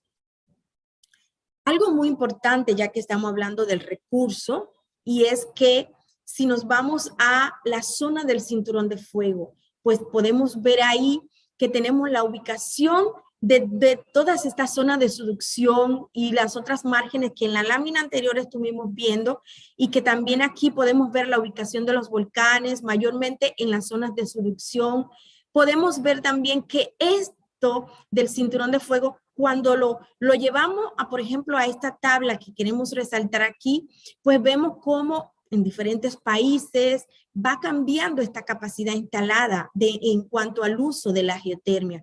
Podemos ver en Estados Unidos, en Filipinas, Indonesia, y si nos vamos a la región de Centroamérica, tenemos ya países que son los más productores de energía geotermal a nivel de Centroamérica, por ejemplo, Costa Rica, El Salvador, Nicaragua. Hay distintos tipos de yacimientos geotérmicos o reservorios, y dependiendo del ambiente geológico en el que estos reservorios estén, pues tenemos que tomar en cuenta si son sistemas controlados por conducción o por convección. Por lo general, se puede diferenciar en sistemas de corrida por proceso conductivo y por sistema convectivo. Y en la región de Centroamérica, que queremos siempre destacar, pues dominan sistemas convectivos. Esto incluye los sistemas con una fuente de calor relacionado a vulcanismo activo. Si nos vamos a la imagen de la derecha y nos pasamos a la flecha, por ejemplo, en la izquierda, la flecha verde, vemos que son sistemas hidrotermales y que están controlados por la litología y la biofases. Si nos vamos a la derecha, en la parte azul, vemos que son los sistemas petrotermales y que están controlados por fallas y fracturas. Y esto es en los sistemas por conducción. Si nos vamos a los sistemas controlados por convección, pues en la línea roja a la izquierda vemos que están controlados por el magmatismo. Esa es la parte magmática activa, y en la parte de la derecha pues están controlados por fallas. En esta imagen lo que queremos destacar son los diferentes usos para geotermia con las temperaturas necesarias. Me ayudó mucho la presentación de Marit, porque muchas de estas cosas ella la tocó y le dio un énfasis muy importante en su presentación. Queremos destacar que algunos usos quizá no sean tan importantes para los países tropicales, por ejemplo, la calefacción, el manejo de nieve, entre otros, pero hay otros que sí serán de mucho provecho y están siendo de mucho provecho y están ofreciendo muchas oportunidades a los países tropicales, a toda la región de Centroamérica, y ahí vemos estos usos directos, vemos aplicaciones para usos industriales, en la producción del papel, reciclado, el secado de granos, de fruta. Aquí se requiere agua o aire caliente, también para la climatización, para bajar la temperatura. Vemos que nos están ofreciendo a través de estos usos directos muchas oportunidades de desarrollo a nivel local, a nivel municipal. Y lo podemos ver en un proyecto que estamos desarrollando actualmente con la cooperación alemana, con el apoyo del Instituto Federal de Geociencia BGR y el financiamiento de GEC-CO, que estamos viendo muchas oportunidades en todas. Estamos en un piloto ahora en la región sur, en el municipio de Guayabal, provincia Azua, pero tenemos fuentes hidrotermales a nivel del país, en el norte, en el sur, y vemos que después de este piloto vamos a seguir replicando estos conocimientos y estos usos a las diferentes zonas donde tenemos esas fuentes hidrotermales, porque vemos muchas posibilidades de desarrollo para nuestras comunidades. Algo que queremos destacar es que los yacimientos geotérmicos se encuentran en distintas profundidades alcanzables y que dependiendo de donde encontremos estos recursos, pues podemos hablar de geotermia somera y de geotermia profunda, que también podemos clasificar estos recursos en diferentes temperaturas aprovechables. Por ejemplo, los niveles de temperatura a partir de 80 grados Celsius, pues ya podemos utilizarlo teóricamente para generación eléctrica. Si tenemos temperaturas ya que están por debajo de 100, podemos quizá pensar que no son tan eficientes económicamente, pero sí podemos ver ahí que en estas temperaturas bajas entran los usos directos que nos dan muchísimas oportunidades a los países en vías de desarrollo, y que las distintas profundidades y temperaturas que podamos alcanzar pues tienen sus aplicaciones individuales y con tecnologías específicas. Podemos ver en la imagen de la izquierda, por ejemplo, para cuando contamos con altas temperaturas podemos pensar en electricidad, pero si tenemos si estamos aprovechando pues, sistemas hidrotermales profundos, por ejemplo, de mediana y alta temperatura, también podemos darle otros usos, igual que a las bajas temperaturas cuando estamos trabajando con recursos de acuíferos superficiales. Ahí vemos los usos industriales, los agrícolas, la climatización, que son estos recursos que, por ejemplo, como en República Dominicana, que en los estudios que se han hecho desde los años 80 hasta el 2017, no resultaron temperaturas altas, pero sí tenemos de baja entalpía que estamos viendo todas las oportunidades que los usos directos nos están brindando y que queremos aprovechar y ya estamos aprovechando a través de este piloto que la cooperación alemana nos ha dado la oportunidad de desarrollar. Independientemente del tipo de aprovechamiento final que le vayamos a dar al recurso geotérmico, tenemos que tomar en cuenta tres fases. La fase de exploración, donde tenemos que hacer la búsqueda de ubicación más apropiada, donde tenemos que hacer la medida del recurso, comenzamos ahí en pensar en la medida de sondeos, ver luego pasar a la etapa de perforación, donde es muy importante para bajar los riesgos de los proyectos, tener esa perforación donde vamos a ver esos más de cerca el recurso, o sea, poder luego con esas perforaciones comparar con todos esos datos exploratorios que hayamos recopilado, que hayamos a través de los diferentes estudios ir obteniendo. Luego va la instalación ya de los equipos adaptado dependiendo el recurso y dependiendo la temperatura que tengamos en los diferentes lugares, pues podemos hablar de bomba de calor con intercambiador geotérmico, podemos hablar de planta de generación eléctrica.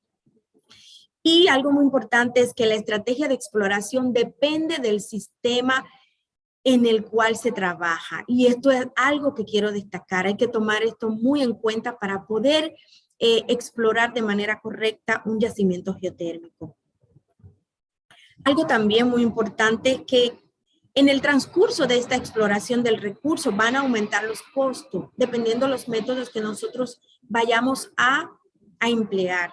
Pero algo que tenemos que tomar muy en cuenta es que son una serie de pasos que tenemos que ir dando. Tenemos que hacer el reconocimiento secundario, la revisión de los datos existentes del área de estudio. Tenemos que hacer el levantamiento de los datos fundamentales, hacer topografías, otros estudios.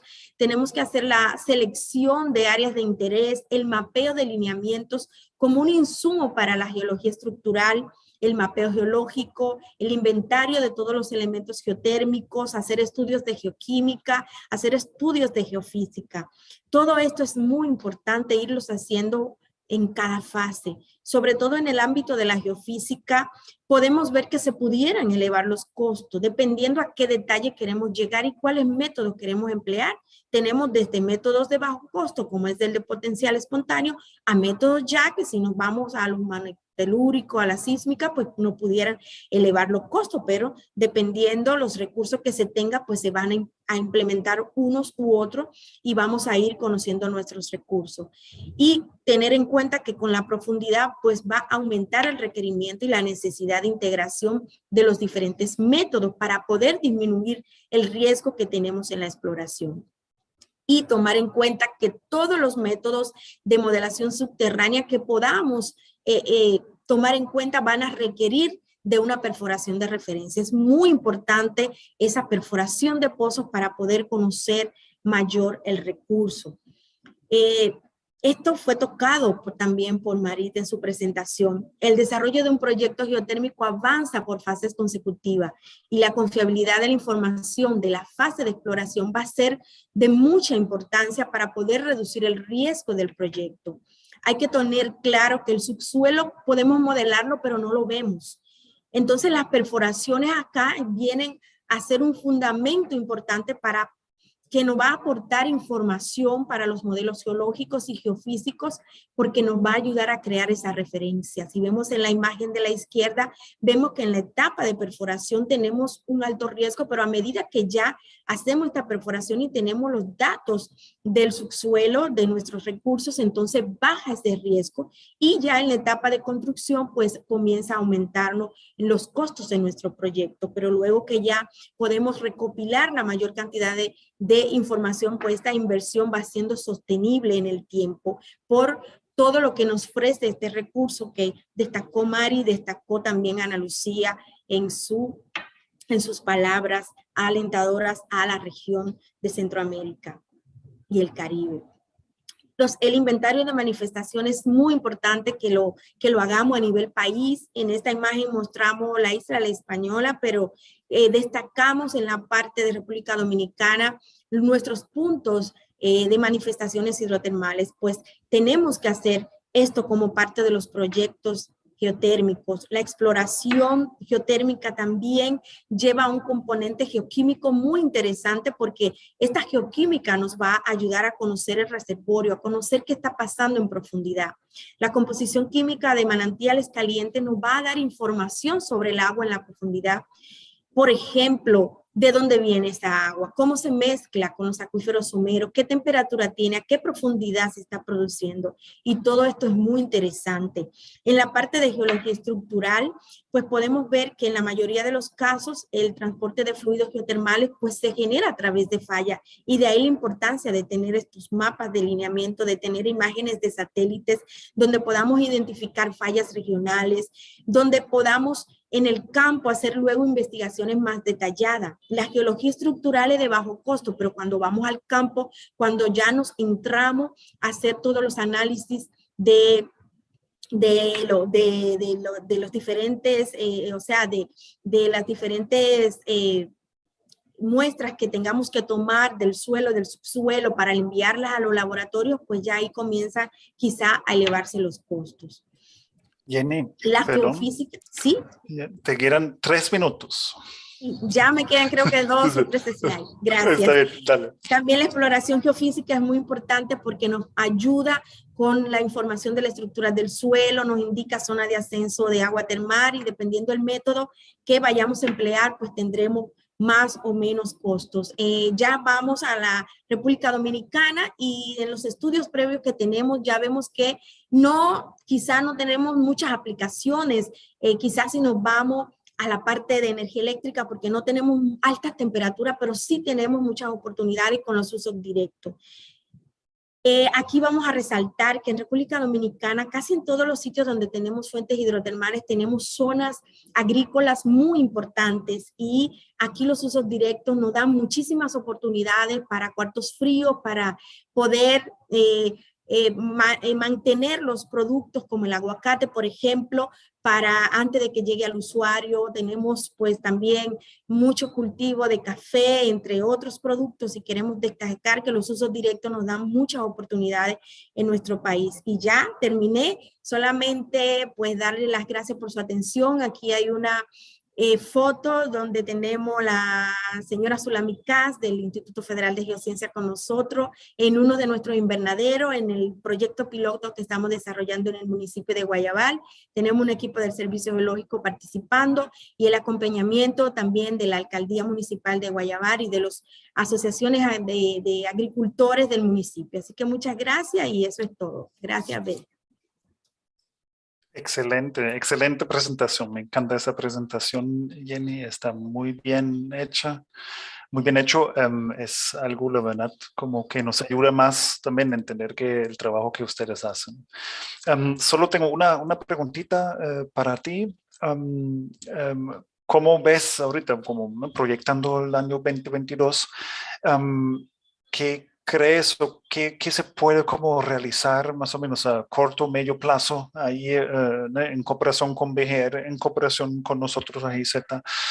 ¿Cuál ves o cuál proyecto es como que es el más prometedor para solo destacarlo un poco?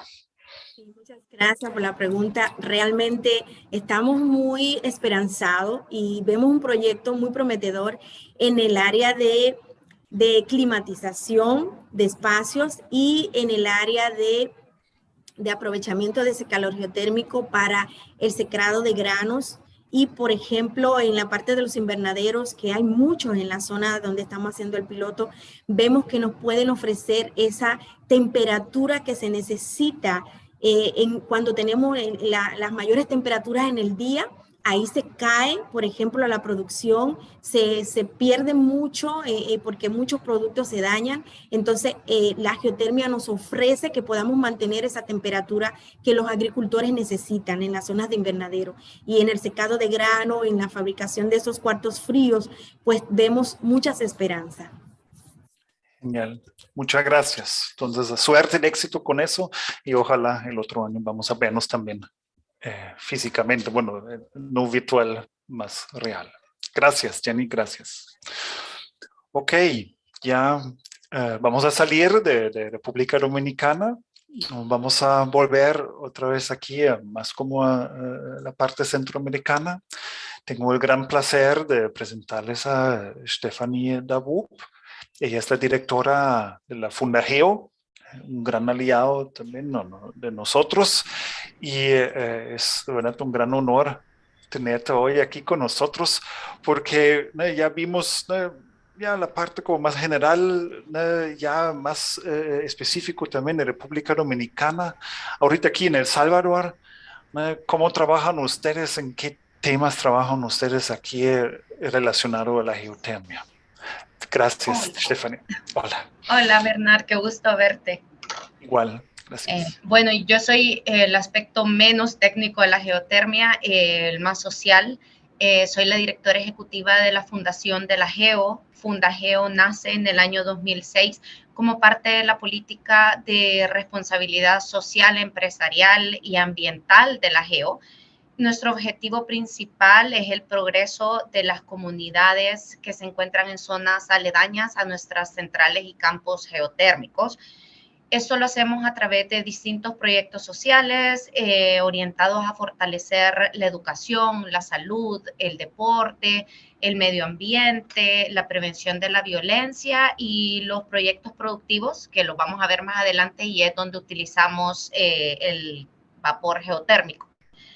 Somos una fundación cercana a nuestra gente. Buscamos regresar un poquito de las bendiciones que la bondadosa geotermia le ha dado no solamente a la empresa, sino al sector energético de todo el país.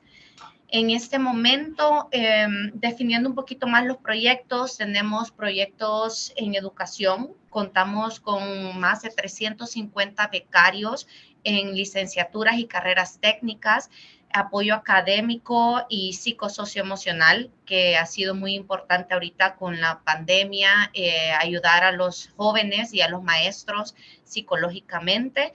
Esto lo hacemos a más de 6,000 alumnos y profesores en 40 centros escolares del sector público de nuestras zonas de acción. Asimismo, hemos iniciado un programa de alfabetización donde se les está enseñando a leer y escribir. Es increíble cómo personas mayores de edad, de 60 años para arriba, no saben leer y escribir. Dentro de ellos, nuestros propios trabajadores agrícolas.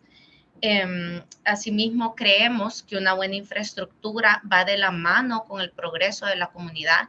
Es por eso que estamos interviniendo escuelas, unidades de salud, construyendo o restaurando calles, pasos y en distintas comunidades. Ahora bien, una de las cosas más importantes que hacemos es que en todos nuestros proyectos en que se genera trabajo, la gente contratada es gente de la zona. Este año hemos contratado, bueno, hemos generado más de 300 plazas. Sí son temporales, pero son en distintos oficios agrícolas, en construcción, educación, psicólogos, profesores, educación física, entre otros. Y mi gestión, quiero decir, soy la primera directora mujer de la fundación. Mi gestión se destaca por empoderar mucho a la mujer, no solamente académicamente, sino laboralmente, para que pueda la mujer volver a ser el motor de esas familias. En Centroamérica, creo que los que conocen saben que la mujer siempre ha sido una parte fundamental de su familia y estamos intentando empoderarlas y regresarles ese lugar. Ahora bien, dentro de la gestión productiva y con el objeto de proteger al medio ambiente, tenemos el mantenimiento de nuestras fincas, la reforestación y recuperación de áreas productivas, ya sea con café o con cacao. tenemos un eje de apicultura sostenible y el tema que hoy nos trae aquí es la elaboración de velas. Estamos utilizando el vapor geotérmico, implementamos procesos de producción mediante la utilización de vapor geotérmico de baja entalpía, permitiendo de esta manera un aprovechamiento alterno de un recurso natural y renovable, todo con el fin de apoyar a nuestra población, a nuestras comunidades. Para este proceso abrimos se abre una válvula de paso del vapor de baja entalpía hacia una marmita que tiene parafina y la derretimos a 100 grados centígrados. Ahora, este es un proyecto que inició Fundageo hace 2 años. Lo interesante es que no solamente vendemos las velas entre la gente de la Geo para poder seguir nosotros generando empleos y dando becas, sino que también hacemos cursos de elaboración de velas para que la gente de la zona pueda crear otra forma de ingreso. Le prestamos a la gente la marmita, abrimos el vapor y llega la gente a hacer sus velas y así ellos pueden hacer un pequeño emprendimiento, digamos. Bueno, ¿qué más le cuento? Estamos en un proyecto ahorita de una secadora de café. La intención es, la secadora de café utiliza leña, la intención es utilizar el vapor geotérmico. Y bueno, estamos todavía en proceso, no estamos ni ejecutándolo ni nada, estamos haciendo estudios, pero esa es la idea, usar esa secadora no solamente para el café que produce Fundageo, sino también para los caficultores de la zona. Creería yo que ahí queda mi presentación, eso es a grandes rasgos lo que Fundación La Geo hace por nuestra gente y la manera en cómo estamos tratando de devolver un poquito de las bondades que la geotermia nos ha dado. No sé si tienes alguna pregunta, Bernardo. Sí, tengo un comentario y una pregunta. Primero, vamos a ver si se puede ver aquí en la cámara. Yo tengo una de esas velas aquí. Ahí está. Ay, está. Sí. Está muy bonito, ¿no? Para todos que nos escuchan ahora, para que vean, eso es un producto. Se ve muy bien. Si alguien está todavía buscando regalos de Navidad, huele riquísimo, entonces ahí yo digo, eso es una vela geotérmica y sí vale la pena como también como divulgar más y regalar esta vela como verde a sus seres queridos. Entonces, pero perdónenme ese mini comercial, pero a mí Gracias me encanta. Por el comercial. a mí me encanta. No, Stephanie, de nuevo, nosotros visitamos a ustedes ahí con Gregor y los colegas de la GIZ. El trabajo que ustedes hacen es sumamente importante. Eso es el tema del impacto social. Entonces, ¿cuál es como tu perspectiva también para 2022? Porque ustedes están trabajando en tantas áreas. ¿Hay algo como otra vez que quieres enfocar? Puede ser como personal, ¿crees? O se debería como ir? O también, claro, por parte de la Geo y la Fundageo, donde ustedes tal vez quieren como enfocarse un poquito más para el futuro. Eso es un poco mi pregunta. Gracias. Okay. Bueno, hablando del uso directo de la geotermia, sí nos queremos enfocar más en hacer una pequeña fábrica de velas donde pueda llegar la gente de la comunidad y a hacer sus velas y luego generar su emprendimiento. Y bueno, ojalá podamos ya poner a funcionar la maquinita de secado de café que tenemos ahí.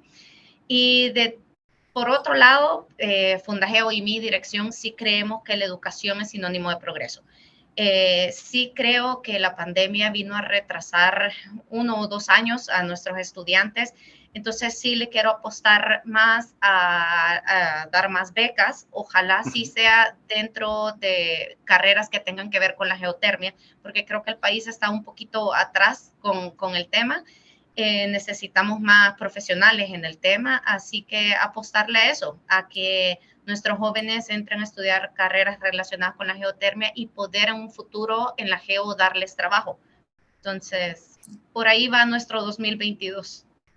Excelente, excelente. No, yo les deseo, como de mi parte, de todo el corazón, mucho éxito. Espero que todo eso salga bien, que realicen eso. Cuenten con nosotros, por favor. También aquí nosotros estamos empujando mucho como el uso directo y toda esta cadena. Eso es como que es importante aquí, que mucha gente tal vez tiene solo enfoque técnico. Por eso es importante tener como alguien como tú aquí, que después de la tecnología vienen, no sé, familias, mujeres, no sé, un montón de personas y jóvenes que pueden aprovecharse del uso directo. Entonces, de todo corazón, muchas gracias por acompañarnos hoy. Gracias. Y nos vemos pronto, también, ojalá no solo virtual, también como presencial, porque estamos en el mismo país. Aquí Gracias. tienen su casa, ya saben, gracias. Gracias, Stephanie. Saludos, hasta luego. Ok, ya. De Países Bajos, ya de Costa Rica, ya fuimos a República Dominicana y a El Salvador. Vamos un poco más al norte. Tenemos también un experto, también personalmente quiero decir aquí que alguien que yo tengo como mucho, ¿cómo se dice? Como, yo admiro mucho como el trabajo que hace él, es algo de verdad como que se debe destacar aquí en este panel, en esta sesión de geotermia. Quiero presentarles a Hector Avina, él es de la UNAM, la Universidad Nacional de México, también brinda servicios de consultoría, asesoría como el tema del uso directo de geotermia. Y es un gran honor tenerte hoy aquí, Héctor, con tus ejemplos. ¿Qué hacen ustedes ahí en México? ¿Cómo lo ves? ¿Cómo es que ustedes manejan el tema de uso directo ahí en México? Gracias. Sí, gracias otra vez por la invitación. En verdad nos da mucho gusto poder compartir pues las experiencias que hemos tenido al escuchar a nuestros colegas. Nos da mucho, pues nos llena de ánimo, ¿no? Que en muchos países estemos buscando lo mismo. Entonces, por eso nos gusta compartir nuestras experiencias, porque pues ya todos hemos tenido un camino recorrido. Sin embargo, nos gustaría presentarles cómo lo hemos hecho nosotros. No es que sea la única opción, pero sí quisiéramos decirles las experiencias que hemos tenido, a qué hemos llegado, por qué hemos hecho así las cosas, ¿no? Entonces, voy a presentar algo breve, que ya lo hemos comentado mucho con varios de ustedes, que es cómo cambiar esas ideas para hacer proyectos sostenibles de los usos directos de la geotermia.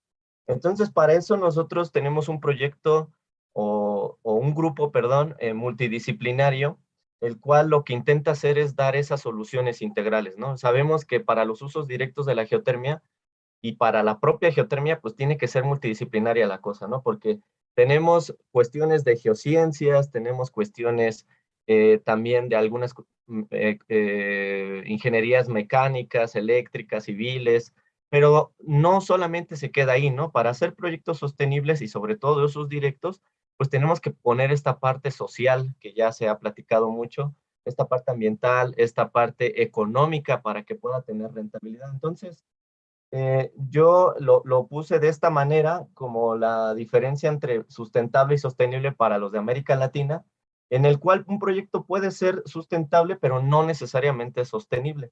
Y si es sostenible, va a ser sustentable, ¿no? Entonces, los puntos los puse de acuerdo a la prioridad que nosotros le hemos dado, que es factibilidad social. Siempre hay que decirle a la gente qué es lo que necesita, qué es lo que quiere.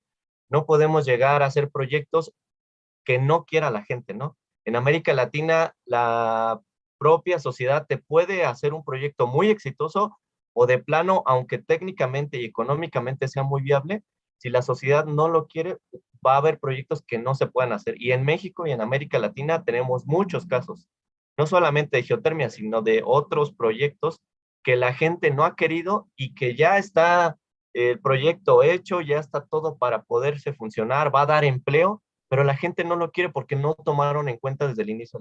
Entonces, lo ponemos como principal punto, y el otro punto, el secundario, sería ambientalmente. Si nosotros estamos pregonando la parte de energía sustentable, renovable, limpia, pues tenemos que ir de acuerdo a esto, ¿no? No vamos a llegar a hacer un proyecto para dejar o hacer un impacto ambiental mayor del que ya estaba en esa zona, ¿no? Y lo demás, pues tiene que ser factible técnicamente, económicamente, que tenemos mucha experiencia, y ojalá que sea con tecnología propia, porque eso nos da sostenibilidad, y con recursos energéticos propios. Nosotros hicimos una metodología para los proyectos de usos directos, en donde primeramente hacemos una recopilación de información gracias a toda la gente que se dedica a las cuestiones geológicas. Hay un servicio geológico nacional, por ejemplo, en México, yo sé que hay en varios países, en donde ya se tienen identificadas zonas con potencial geotérmico. Entonces, de ahí vemos en dónde podríamos nosotros entrar para ver si la gente necesita cierto tipo de proyecto productivo. No sé, a lo mejor en algunos casos es agrícola y necesitan apoyo en la parte agrícola, en otros es ganadero, en otros es industrial, en otros necesitan agua. Entonces hay que ver las necesidades de la gente para ver cómo la geotermia les puede dar y les puede cumplir esas necesidades que se tienen. Y de ahí viene toda una parte que no me voy a meter porque no nos da tiempo, pero viene toda una parte metodológica de cómo hacer los proyectos. Y ponemos énfasis, como ya lo he mencionado, en la parte social, porque sabemos que eso nos va a dar varias ventajas en un proyecto geotérmico. Da acceso oportuno a la gente sobre los proyectos, cambia la perspectiva de la comunidad sobre las plantas geotermoeléctricas, ven a la electricidad como uno más de los beneficios de la geotermia, no solamente como la geotermia existe para generar electricidad, no. La geotermia existe para dar muchos beneficios y crea nuevas opciones laborales. Por ahí les voy a presentar un proyecto en donde, como ya lo mencionaron, también se busca el empoderamiento de la mujer porque puede decidir en dónde trabajar. Ya no tiene solamente una opción de empleo, que era hacer cuestiones del hogar o hacer cuestiones mínimas, sino ya puede trabajar en diferentes procesos, en un deshidratador, en una industria, en un invernadero, en un vivero. O sea, puede tener una gama de oportunidades en donde en verdad se dediquen a lo que quieren trabajar, que les guste en lo que quieren trabajar. Claro que si tienen trabajo en su hogar, nadie se va a ir de su hogar si tiene trabajo y si está bien. Entonces evita el desplazamiento poblacional que lamentablemente tenemos en América Latina. Y por supuesto que ambientalmente, en comparación con otras fuentes, tenemos una huella de carbono menor y ocupamos mucho menos espacio. Para eso tenemos que hacer proyectos integrales con centros de recursos geotérmicos. ¿Cómo usar usos directos en cascada? Si ponemos una sola planta geotermoeléctrica y solamente generamos electricidad, toda la inversión que se hizo de los pozos, toda la inversión que se hace en los trabajadores, toda la inversión que se hace en la parte social para la gente, se queda solamente impactada en la venta de la electricidad. Pero si a partir de ese proyecto en donde ya se invirtió, hacemos una serie de proyectos productivos, se va a ir minimizando esa parte de riesgo. Entonces podemos tener muchos proyectos productivos de una sola inversión. Y también la parte ambiental se minimiza. ¿Por qué? Porque de un solo impacto ambiental que se tiene y se va a tener en cualquier proyecto que haga el ser humano, se va minimizando porque se va diluyendo en cuanto a los demás proyectos. Entonces es muy importante hacer usos directos en cascada o centros de recursos geotérmicos, como le quieran llamar, porque da muchos beneficios. Ya hablamos de la parte económica, ya hablamos de la parte ambiental, la parte social. Hay un parque en Islandia que el 10% de empleos es por la generación eléctrica y el otro 90% de empleos es por todos esos proyectos productivos. Y da todas esas opciones de empleo que estamos diciendo, ¿no? La gente ya no tendría que moverse de su lugar de origen, podría trabajar en varios de estos proyectos y con eso le empezamos a dar bienestar. Muchas veces he visto esta gráfica, ¿no? Donde está el riesgo con las diferentes etapas de un proyecto geotermoeléctrico. Entonces yo siempre le digo a la gente que no ha puesto plantas geotermoeléctricas, empieza por usos directos. No nada más pienses en producir electricidad. ¿Por qué? Porque si desde esta etapa empiezas, desde la etapa de exploración, ya puedes poner proyectos de usos directos. Entonces tu riesgo disminuye. ¿Por qué? Porque si en esta etapa donde tú ya estás haciendo pozos exploratorios y ves que no te va a dar para producir megawatts, tal vez te pueda dar para producir kilowatts y sí o sí te va a dar para usos directos de la geotermia. Entonces tu riesgo disminuye porque ya vas a saber que te va a dar para usos directos de la geotermia. Y perdón, esta es la de riesgo. Y los costos también van a disminuir porque desde aquí ya vas a tener ingresos que te van a ayudar a tu inversión. Entonces, en lugar de tener toda esta curva grande, vamos a tener una curva menor. Y en lugar de tener esta curva punteada de costos, vamos a tener esta en donde vamos a poder nosotros disminuir esos costos de inversión para poder, cuando llegue a la planta de generación eléctrica, se pueda dar y se pueda dar con unos costos menores y ya con la gente adaptada a los proyectos. Y cuando llegue la electricidad a gran escala, la gente lo va a entender que es una necesidad para los usos directos en donde ellos tienen su campo laboral, invernaderos, deshidratadores y todo esto. Entonces, así es como nosotros pensamos que se deben de hacer los proyectos. Les voy a presentar un ejemplo muy bueno que nosotros tenemos en donde la industria, con la academia, con toda esta parte de gobierno, se juntó para hacer este proyecto. Entonces, es el deshidratador geotérmico de alimentos. Empezamos con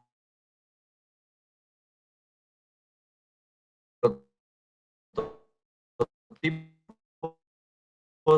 en la universidad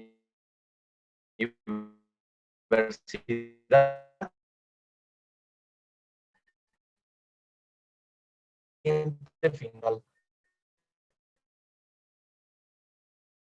No podemos hacer, no tengamos un cliente final porque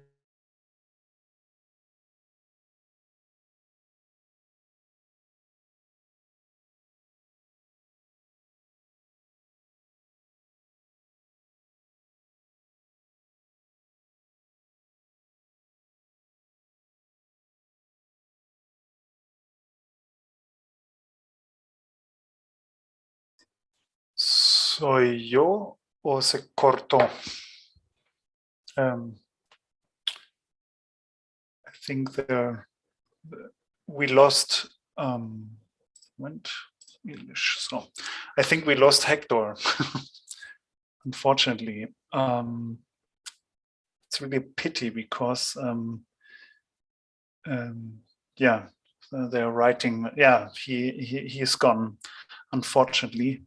Because it's a really nice presentation he has. Because Bernhard, I think he's already joining again. So just give him a second. I think he will come back. Okay. Oh, there he is. Okay. Okay. On the campus of the UNAM. Yeah. Hola, Héctor. Ahí estás otra vez. Sí, pero te perdimos por un momento. Discúlpenme. ¿Siguen viendo mi pantalla? No, ahorita vemos a ti. Ok, voy a... Sí. ¿Ya la pueden ver de nuevo? Sí, está. Ya, ahí está. Ya está. Sí, disculpen. No te preocupes. Gracias. Muy bien. Listo. Continúo. Platicaba que con este proyecto ya pudimos nosotros empezar a integrar esta parte de cómo llevar desde un prototipo, uno demostrativo, hacia uno comercial. Y fue muy importante la parte de los estudios de mercado y el plan de negocios. Necesitábamos encontrar un alimento que tuviera un cliente final para que pudiéramos hacer rentable y sostenible el proyecto. Porque sabíamos que cuando se terminara el financiamiento, pues iba a acabar el proyecto porque no iba a tener una rentabilidad y a la gente que se le contratara no iba a ver cómo darle o cómo seguirle dando el empleo y cómo seguirle dando esas oportunidades laborales. Entonces ya para el 2018-2019 hicimos uno semi-industrial en donde ya podíamos producir 200 kilogramos de producto al día. Más o menos para que se den una idea del deshidratado, necesitamos, o depende de la fruta, del 100% que tenemos del producto fresco, solamente el 10% es la masa deshidratada. Entonces le quitamos el 90% del peso, con eso le quitas en transportación, le quitas todos los agentes bacteriales y en lugar de durarte 2 semanas, te pueden durar 2 años los productos y están bien empacados. Con eso ganamos un premio que da el Banco Mundial y el Gobierno Federal de México para poder escalar ese proyecto a un nivel industrial.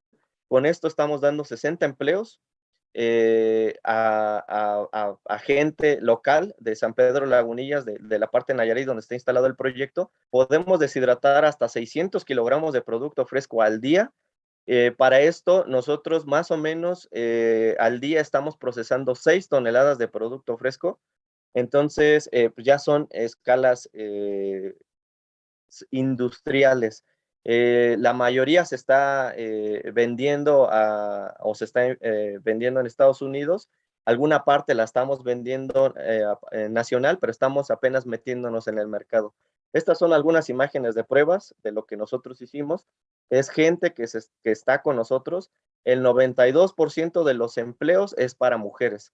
Y buscamos principalmente y seleccionamos madres solteras. ¿Por qué? Porque otra problemática que tenemos por la migración es que hay muchas madres solteras que se quedan en el país, los esposos se van a trabajar a Estados Unidos o a veces vuelven, a veces no. Entonces ellas tienen que solventar toda esta parte de sacar adelante a su familia. Entonces les damos oportunidad de tener un horario que se acomode para que ellos puedan hacer también sus labores en el hogar, pero que puedan tener esta opción de tener un empleo. Se hizo una empresa que se llama Deshidratador Geotérmico de Alimentos de Nayarit para poderles dar todas las prestaciones de ley que se merecen por trabajar en un deshidratador. Y estamos viendo la forma de cómo hacer las socias del proyecto para que después ellas mismas puedan hacer toda la parte desde la selección del producto hasta la venta del producto. Estamos en eso. Estas son algunas imágenes ya del deshidratador 600. A la derecha ven la parte de los deshidratadores, que son 3 cámaras de deshidratación, cada una de 200 kilogramos. Y estamos en espera también de hacer una cuarta para poder crecer el siguiente año o el 2023. En esta ocasión deshidratamos mango porque teníamos el cliente final y jitomate porque tenemos ahí un cliente en España que estamos viendo y estamos proyectando para hacer. Ella es Meredith, es una de nuestras 2 gerentas que es de ahí de la comunidad y es de las que está comandando el proyecto. Aparte, estamos tratando de generar nuestra propia marca que se llama Geodry. Aquí les dejo la página para que puedan ustedes adquirirlo. Bueno, si están cerca de México, estamos viendo cómo exportarlo para que todo el mundo pueda probar los alimentos deshidratados. Cumplimos con toda la parte legal de un proyecto y para volver esta parte sostenible, toda la parte secundaria de la cáscara de los alimentos o los huesos, lo estamos poniendo para la ganadería o para hacer lombricomposta, que es otro proyecto que tenemos. Y así estamos llevando varios proyectos, ¿no? Uno de generación eléctrica, pequeña escala, 10 kilowatts, para darle electricidad a los usos directos. Estamos tratando de repotenciarlo. También sabemos de la necesidad de agua potable. Tenemos un proyecto de desalación de agua de mar, en donde ya estamos fabricando el prototipo de 40 metros cúbicos. Ya teníamos uno de 4 metros cúbicos al día. Este se va a instalar en Los Cabos, en un lugar que se llama Punta Diamante. Ya tenemos las obras de toma para poder tomar el agua geotérmica. Vamos a utilizar las obras de toma de una desaladora que tienen ellos por ósmosis inversa, en donde vamos a quitar la energía eléctrica que se ocupa y gracias a la energía geotérmica vamos a ahorrarles el 75% de lo que usaban en energía eléctrica para producirles la misma cantidad de agua potable. Y tenemos otro proyecto de cerveza artesanal, que la idea es que todos los procesos de cerveza artesanal llevan energía térmica, lo podemos dar con la geotermia. De hecho, ahí vamos a secar con el deshidratador, vamos a refrigerar con algunos productos que tenemos ahí.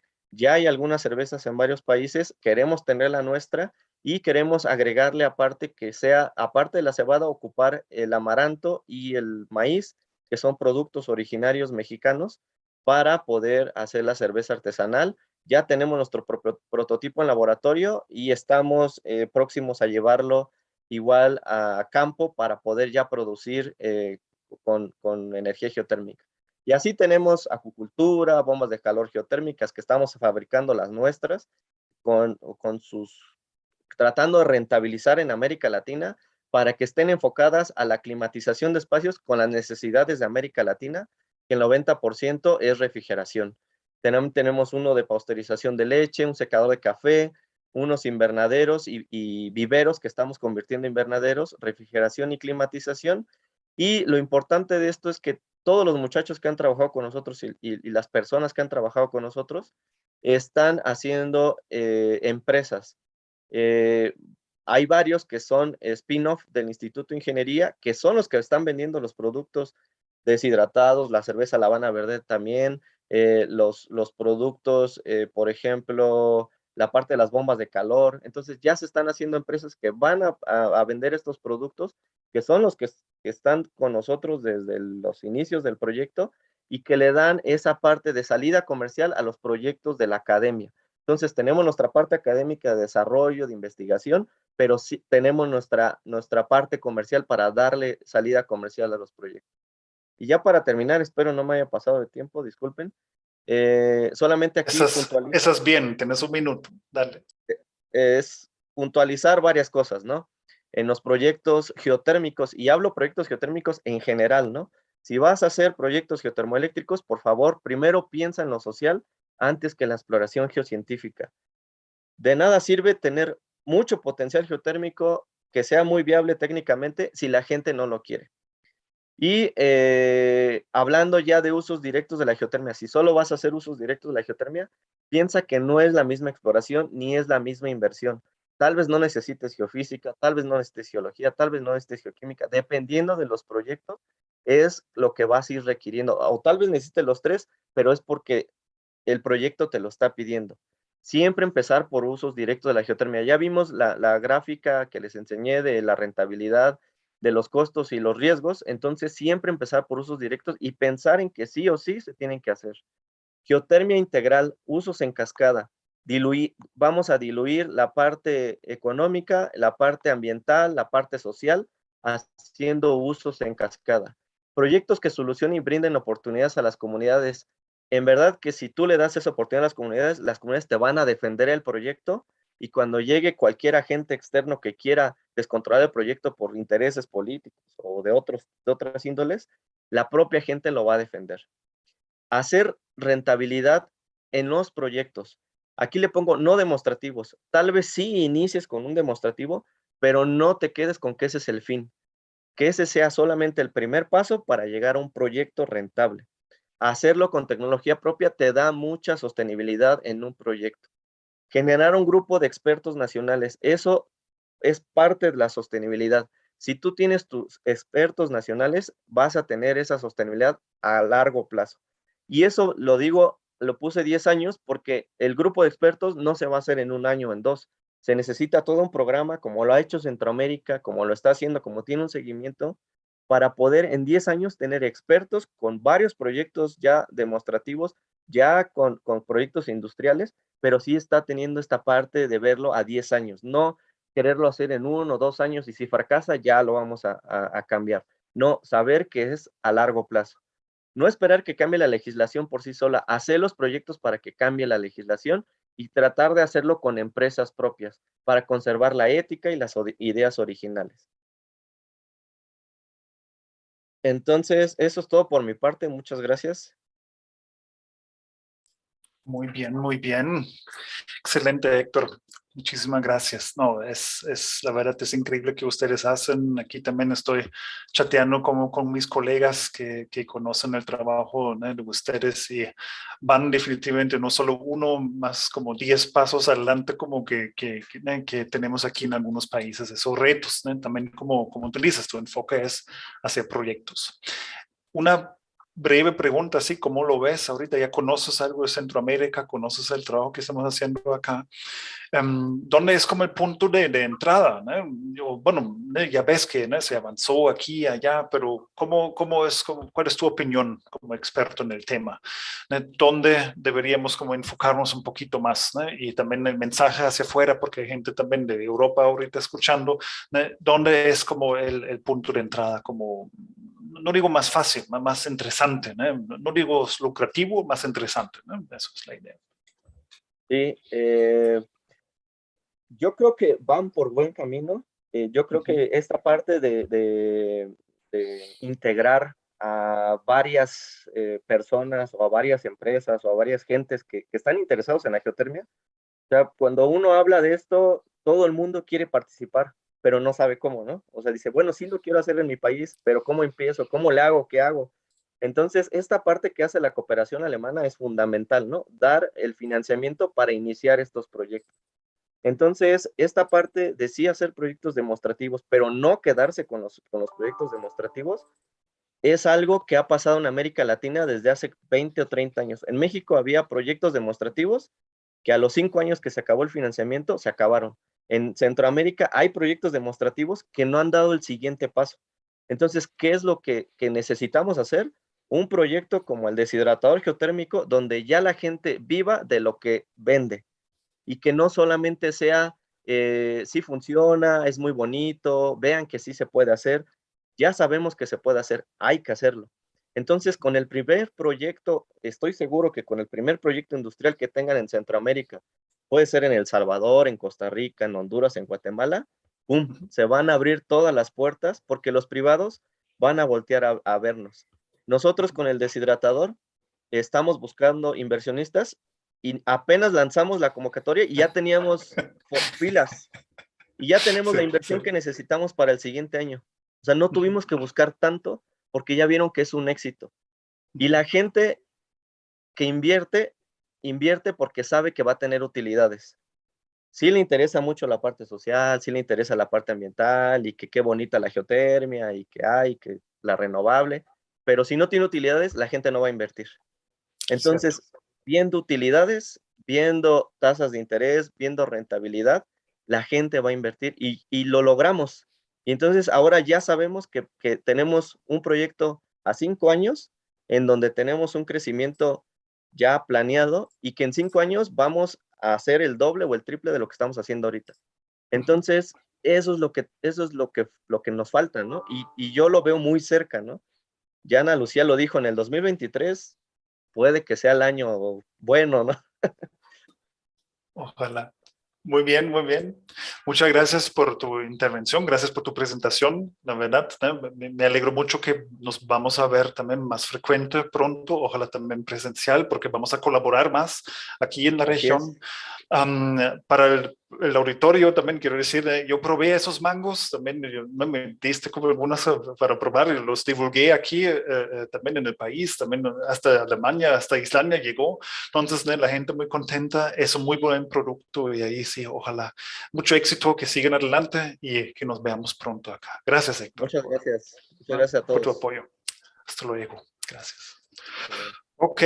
Ya llegamos al último, pero no menos interesante punto de esta sesión de geotermia.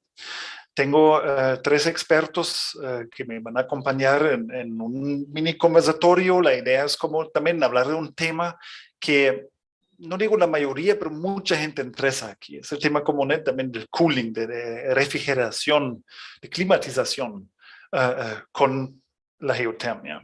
Quiero empezar a presentarles a los 3 panelistas. Está Gregor Rumberg. Gregor, estás con nosotros. Ahí para ver, ya estás en línea, súper bien. Gusto saludarte. Gregor Rumberg es el COO de la IGA, de la International Geothermal Association, la Asociación de Geotermia Internacional. Es un gran gusto tenerte aquí. Viniste a la región como nuevo, como la primera entrada y como digo, no fue solo un viaje como de trabajo, más bien ganamos como mucha gente interesada acá y mucha gente, digo, más bien ganamos como amigos aquí como en la región que quieren empujar en conjunto con la IGA contigo el tema del uso directo de geotermia. Segunda panelista, quiero también presentarla brevemente, es la señora Lucia Steinbach. Lucia, es un gran gusto también, gracias por estar hoy con nosotros. Ella es de la empresa GEC-CO. Ella es ingeniera de proyectos y especialista en proyectos internacionales de geotermia. Gracias, es un gran gusto. Gracias, Bernard. Hola, mucho. Y por último, también es un gran honor tener a alguien aquí. También yo siempre digo, no me malinterprete, don Carlos, de la calle, alguien que está ahí trabajando el día a día con el tema, que está ahí en Guatemala. El director del proyecto es Michael, es como algo también que queremos como destacar aquí, don Carlos País, que él está trabajando con el uso directo en Guatemala. Ok, vamos a empezar. Yo tengo 3 preguntas, una pregunta para cada uno. Si tienen una presentación después de la pregunta, pueden como enseñarla, cada uno cuando está su turno. Voy a empezar con Gregor, primero con una preguntita que tengo como para él, y después seguimos con Lucia y al final con Carlos. Y si nos queda un poco tiempo, ahí vemos si tal vez hay una pregunta en el auditorio y si seguimos con el panel. Gregor, ya conoces, viniste y conoces un poco como la región. Voy a decirlo en español primero y después en inglés. ¿Cuál es tu opinión sobre la región? Específicamente con el tema de climatización o usar como alguna aplicación en el tema de refrigeración. ¿Cuál es... también el famoso como low hanging fruit. En English, voy a cambiar el canal rápidamente. So in English, what's your opinion about the region regarding geothermal cooling applications? What did you see here in the region, and what would be a low hanging fruit? Yeah, thanks first of all for introducing me as an expert. So considering the other panelists, maybe I'm the one with the least knowledge here. So thank you very much. But I'm dedicated to geothermal, and I'm a human being, and as a human being, I'm interested in a sustainable future. And here I think we basically touched the right topic. So regarding low-hanging fruits on cooling, talking about the entire region, I mean, it is an open secret that this region has a huge potential in terms of geothermal, located in the Ring of Fire, so basically in a volcanic area. So this is without a doubt, the potential is very high. Coming specifically to applications, I see this is a perfect playground to apply geothermal energy, also for cooling, because besides a huge potential, it also needs good people who are interested in it and willing and motivated. And this is what I definitely see in the region. So basically, I would not say it is this application or that application that would be a great start, because basically you can apply it everywhere. But maybe to give one example, I think we talked a lot about food also today, and I see a lot of activities with food in the region, with tomatoes, and what we also heard from Stephanie earlier with the coffee, but also candles. By the way, it is, yes, I have it also here. I hope you can see it. So it's great, but also let's mention another project that Hector just mentioned, the geothermal beer. You can't see it with the screen. So there are many applications where it could work. And we also talked about the casino man today. And this is maybe one very good point to start off. It is relatively small. It is easy to comprehend for people. We are replacing wood by geothermal source, but we can spin it further. It's not just the casino man who would profit of this. The entire region can profit of it. We can create an entirely new value chain. So we can process the cheese for other things. That requires, of course, cooling. And here we finally come to the topic cooling.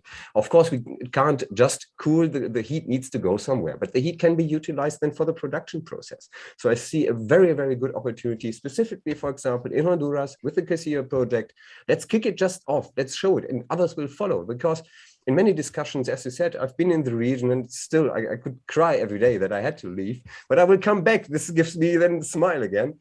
And I talked to many people, and they're very interested in it, but they want to see it. They want to have one showcase, and I think the GEC-CO project would be a perfect showcase. So making a short answer, I think I see low-hanging fruits everywhere. We just need to do it. And if financing is the issue, and I hear also Hector mentioned it also, that we are often struggling with finances.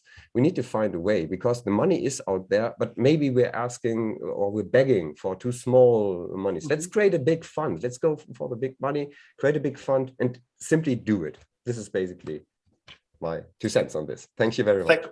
Thank you, Gregor. I'm really happy to have you here soon. I'm looking forward to work more with you in the IGA soon. So yeah, thanks a lot. And I also feel your enthusiasm and your motivation to come back. Great. So we will go to our next speaker. I will change again to Spanish. Ya estoy en el otro canal de español. Lucia, muchas gracias por acompañarnos. Y tengo una pregunta. Puedes después, si quieres, también compartir tu pantalla y hablar un poco de GEC-CO. Pero la pregunta es, que los respondas, porfa. ¿Qué crees tú o qué piensas? ¿Cuál es como la mejor tecnología que se puede usar aquí en los trópicos, siempre hablando de climatización?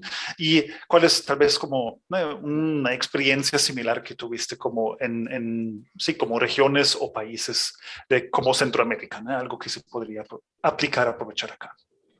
Y bueno, muchas gracias, Bernard, por la invitación y también muchos saludos de la compañía GEC-CO acá de Alemania, del sur de Alemania. Bueno, eso es una pregunta interesante, una pregunta bien buena. Y así como ya lo hemos escuchado en la presentación anterior, como don Héctor ya ha hablado de los beneficios, las ventajas que tiene geotermia. O sea, yo quiero otra vez como repetir unas ventajas que es el gran potencial que tiene la geotermia, que es una forma de energía renovable y es fiable. Y ahorita llegamos a un punto porque nosotros tenemos un proyecto grande en la Turquía y lo que pasa es que allá en la Turquía han hecho una inversión en un proyecto grande de geotermia, porque ellos allá están sujetos a las fluctuaciones de la estabilidad de la red de electricidad. Y entonces ellos en ese caso en la Turquía, ellos tienen, por los casos de apagón que sujeten de vez en cuando, es necesario para ellos de instalar unos generadores de emergencia. Y entonces hay una insuficiencia de la estabilidad de la red y entonces ellos necesitan usar unos motores de diésel y eso pues con el diésel, con el valor o los precios, digamos los precios del petróleo que fluctúan mucho, eso ya lo hemos visto en los últimos meses. Eso es un asunto. Otro asunto es la disponibilidad de petróleo mismo.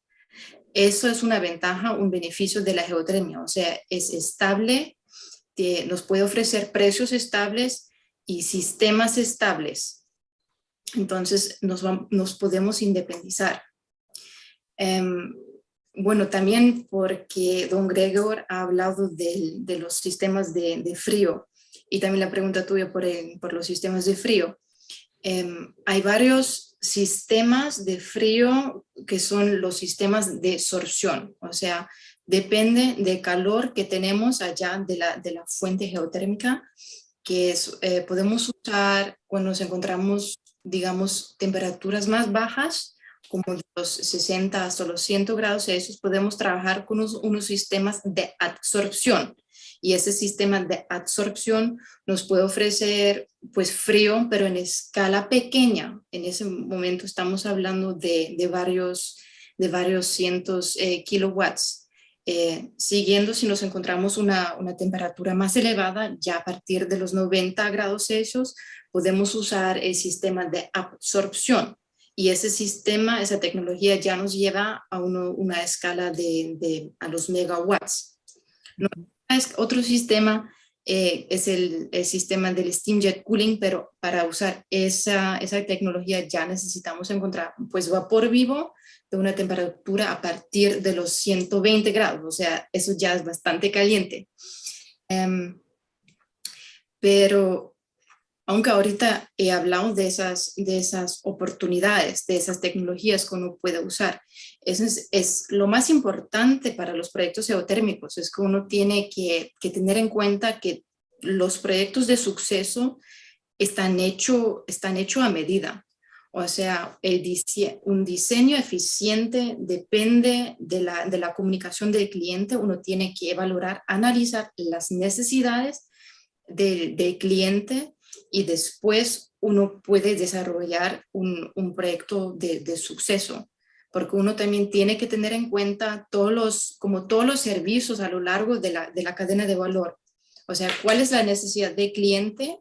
¿Qué tan grande es la necesidad de, digamos, calor, frío o electricidad? Y después uno también necesita, obviamente, analizar el subsuelo. Entonces, en ese momento necesitamos hacer ese como emparejamiento de la superficie con el subsuelo. Bueno, y eso es un reto que hay que echar para adelante y que para enfrentar esos, ese reto uno se enfrenta con varias disciplinas y por eso también me alegro decir acá que nosotros estamos ahora acá en Alemania en el proceso de agruparnos con otras empresas alemanas que también tienen interés en actividades en Latinoamérica y en esa cooperación que ahorita estamos agrupando. Por supuesto, también trabajamos con unos expertos de refrigeración y bueno, eso será una cosa que lo vamos a anunciar pues oficialmente en febrero y lo que les acabo de dar acá es como, digamos, como un avance que no es oficial, pero sí, pues nosotros hasta acá en Alemania podemos ver el gran potencial que tiene toda la región de Centroamérica, América Latina y sí, nos encanta ver los proyectos realizados y también queremos participar y echar para adelante y participar en los proyectos. Excelente. Muy bien, gracias. Bienvenida, obvio, ¿no? Estamos muy contentos, ¿no? Que vienen también como más empresas, que vienen más conocimiento, el know-how, ¿no? Que necesitamos como del otro lado del charco, ¿no? Como dice aquí. Muchas gracias. Muchas gracias, Bernard. Una pregunta ahorita para don Carlos. Carlos, ¿qué hacen ustedes ahí en San Miguel, en Guatemala? ¿Cómo piensa o qué tiene que ver con el frío también para un proyecto y por qué es necesario? Si tiene una foto que quiere mostrar, adelante, pero la idea es como que platicamos aquí. Adelante, don Carlos. Gracias. Gracias, Bernhard. Ha sido excelente las presentaciones previas, mucho de los temas que se tocaron. Quiero felicitar especialmente a Hector Avina de México. Nosotros como empresa privada tenemos que sobrevivir y realmente generar ingresos para continuar haciendo rentables nuestras operaciones y producir un ingreso que nos permita crecer. De esa forma nosotros le llamamos a algo que nosotros creamos, digamos, dentro de la empresa, que se llama el método CPR en inglés. Este método es costo eficientes, prácticos y rentables, CPR. Definitivamente cuando empezamos lo que son el proyecto geotérmico en sí, pues cabalmente como lo mencionó Hector Avina, como un proyecto con cosas demostrativas. Dentro de los temas que se tocaron fue la aplicación de la geotermia energética, de la energía geotérmica en distintas tecnologías para ver cuál podríamos hacer rentable. De esa forma desarrollamos un túnel de deshidratación, producción aproximadamente en el orden de 3 toneladas cada día y medio de proceso. Es muy similar al que hicieron en México. Dentro de eso tenemos también pasteurización, velas, secado de café y por último estamos ahorita trabajando con el Instituto Fraunhofer, con ustedes, con la cooperación alemana, para hacer una evaluación de los cuartos fríos. Entonces tocamos el tema de los cuartos fríos en conjunción con la unidad deshidratadora y la unidad de deshidratación de pasteurización. La razón es que tenemos que hacer rentable la operación. Los demás puntos que estamos tocando pues no son en cierta forma tan rentables, y dentro de eso, entre todos los análisis que hicimos, también producimos electricidad, aproximadamente como 15 o 20 kilowatts con nuestro sistema. La empresa ha desarrollado todo verticalmente, desde la exploración, desde la perforación, con nuestras máquinas de perforación, con nuestro equipo de geólogos. Yo soy geólogo, gracias a Dios, nos bypaseamos ese costo. Pero en sí, todos los costos que ha puesto la empresa desde el inicio, ya llevamos varios años, tal vez unos 8 o 10 años en esto, y estamos cabalmente ahorita visualizando arrancar económicamente en este año, el 2022, como usted lo ha mencionado. Estamos muy positivamente viendo para adelante, y dentro de eso, pues en todo este proceso de visualización como empresa privada, a mí solo me queda mencionarles que cuando nosotros agarramos un proyecto de aplicación geotérmica y fue tocado por los expositores anteriores en cierta forma o no, al ser costo eficientes dentro de nuestro sistema CPR, CPR, para ser costo eficientes, pues obviamente nosotros no hicimos una investigación geológica como se hace para una producción mayor de energía geotérmica, sino bypaseamos. O sea, existen cientos, si no miles de lugares en todo el mundo donde eso ya está hecho. Hay geoquímica, hay geofísica, hay geología, hay prospección, hay tierras, hay fotos satelitales, eso ya existe. Entonces es un proceso realmente de recolección más que todo y análisis, el cual es en comparación con una exploración geotérmica grande, barato, ¿verdad? Estamos hablando de dos monstruos diferentes, o sea, la exploración grande y la exploración para aplicaciones geotérmicas. Entonces, y dependiendo del focus que queremos dar. Nosotros al ver los fríos, cabalmente ahorita los temas, como mencionó Lucia, las tecnologías que estamos analizando, estamos buscando la mejor opción para que sea la más rentable. Y dentro de eso estamos viendo que sea un sistema tal vez orgánico en el cual produzca electricidad y aplicarla a tal vez a sistemas ya convencionales de producción de cuartos fríos para poder reparar el equipo a nivel nacional, etcétera. Pero obviamente la rentabilidad de lo que es un cuarto frío nos va a proporcionar capacidades propias para conservar nuestra fruta antes de deshidratarse, etcétera, alargar la vida antes del proceso de deshidratación, prestar el servicio de cuartos fríos a la industria local, etcétera, y estar disponibles con esa tecnología. Pues yo diría, Bernard, que estamos me estoy moviendo porque se me está yendo la batería. Entonces yo termino esta parte y sí tengo algunos slides que quisiera mostrar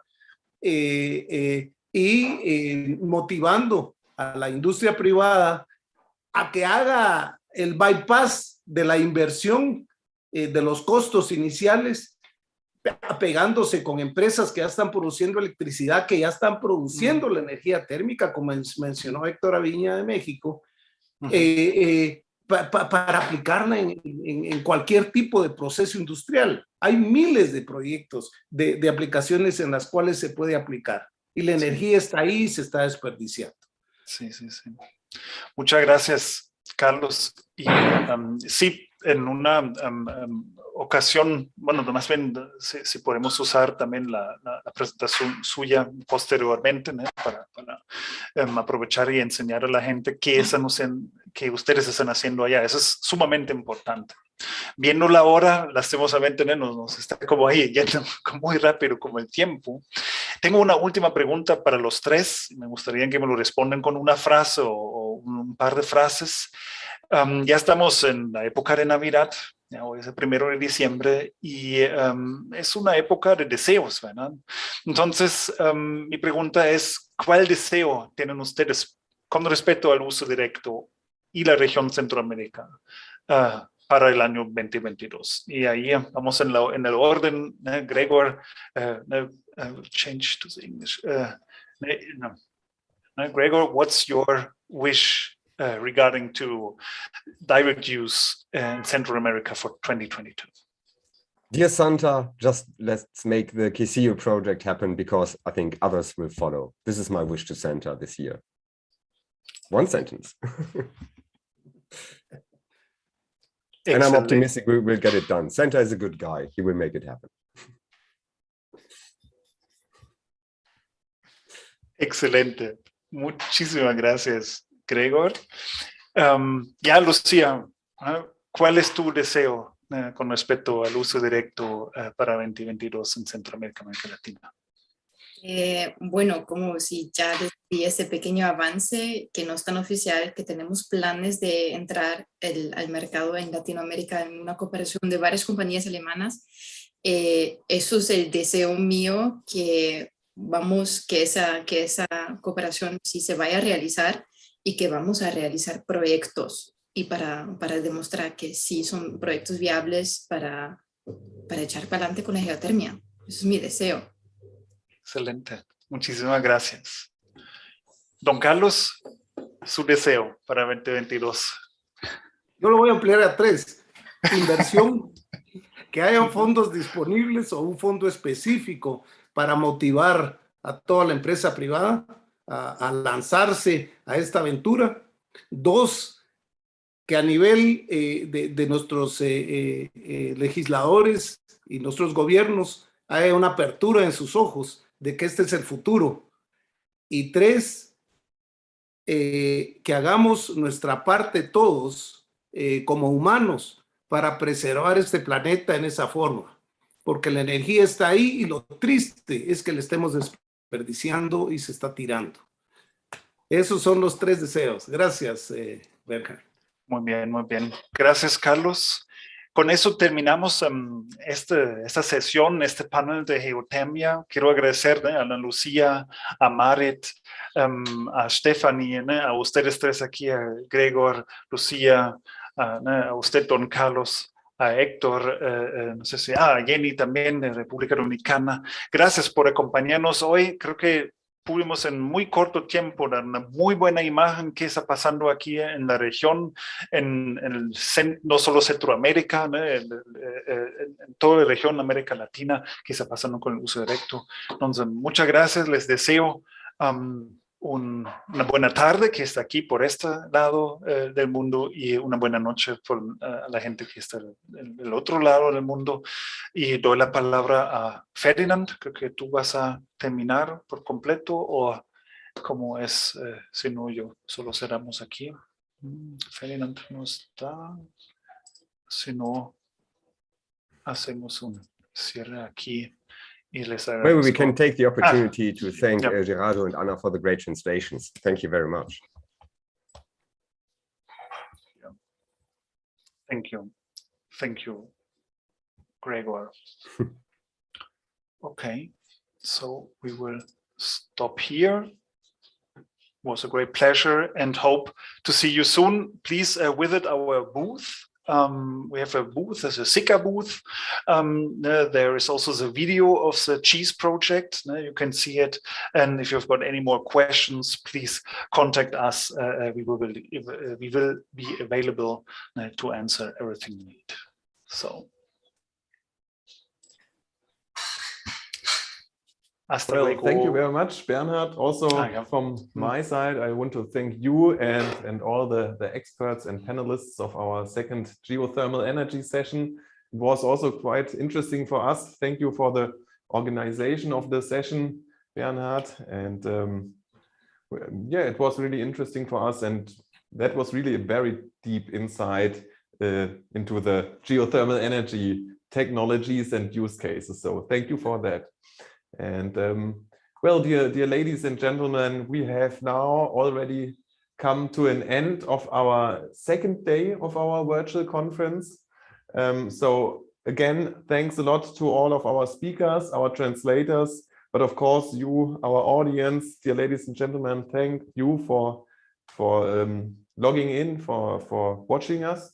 As Bernhard has said, you're welcome. You're invited to have a look at our virtual exhibition at our trade fair booth, the one from Sika, from other participating companies as well.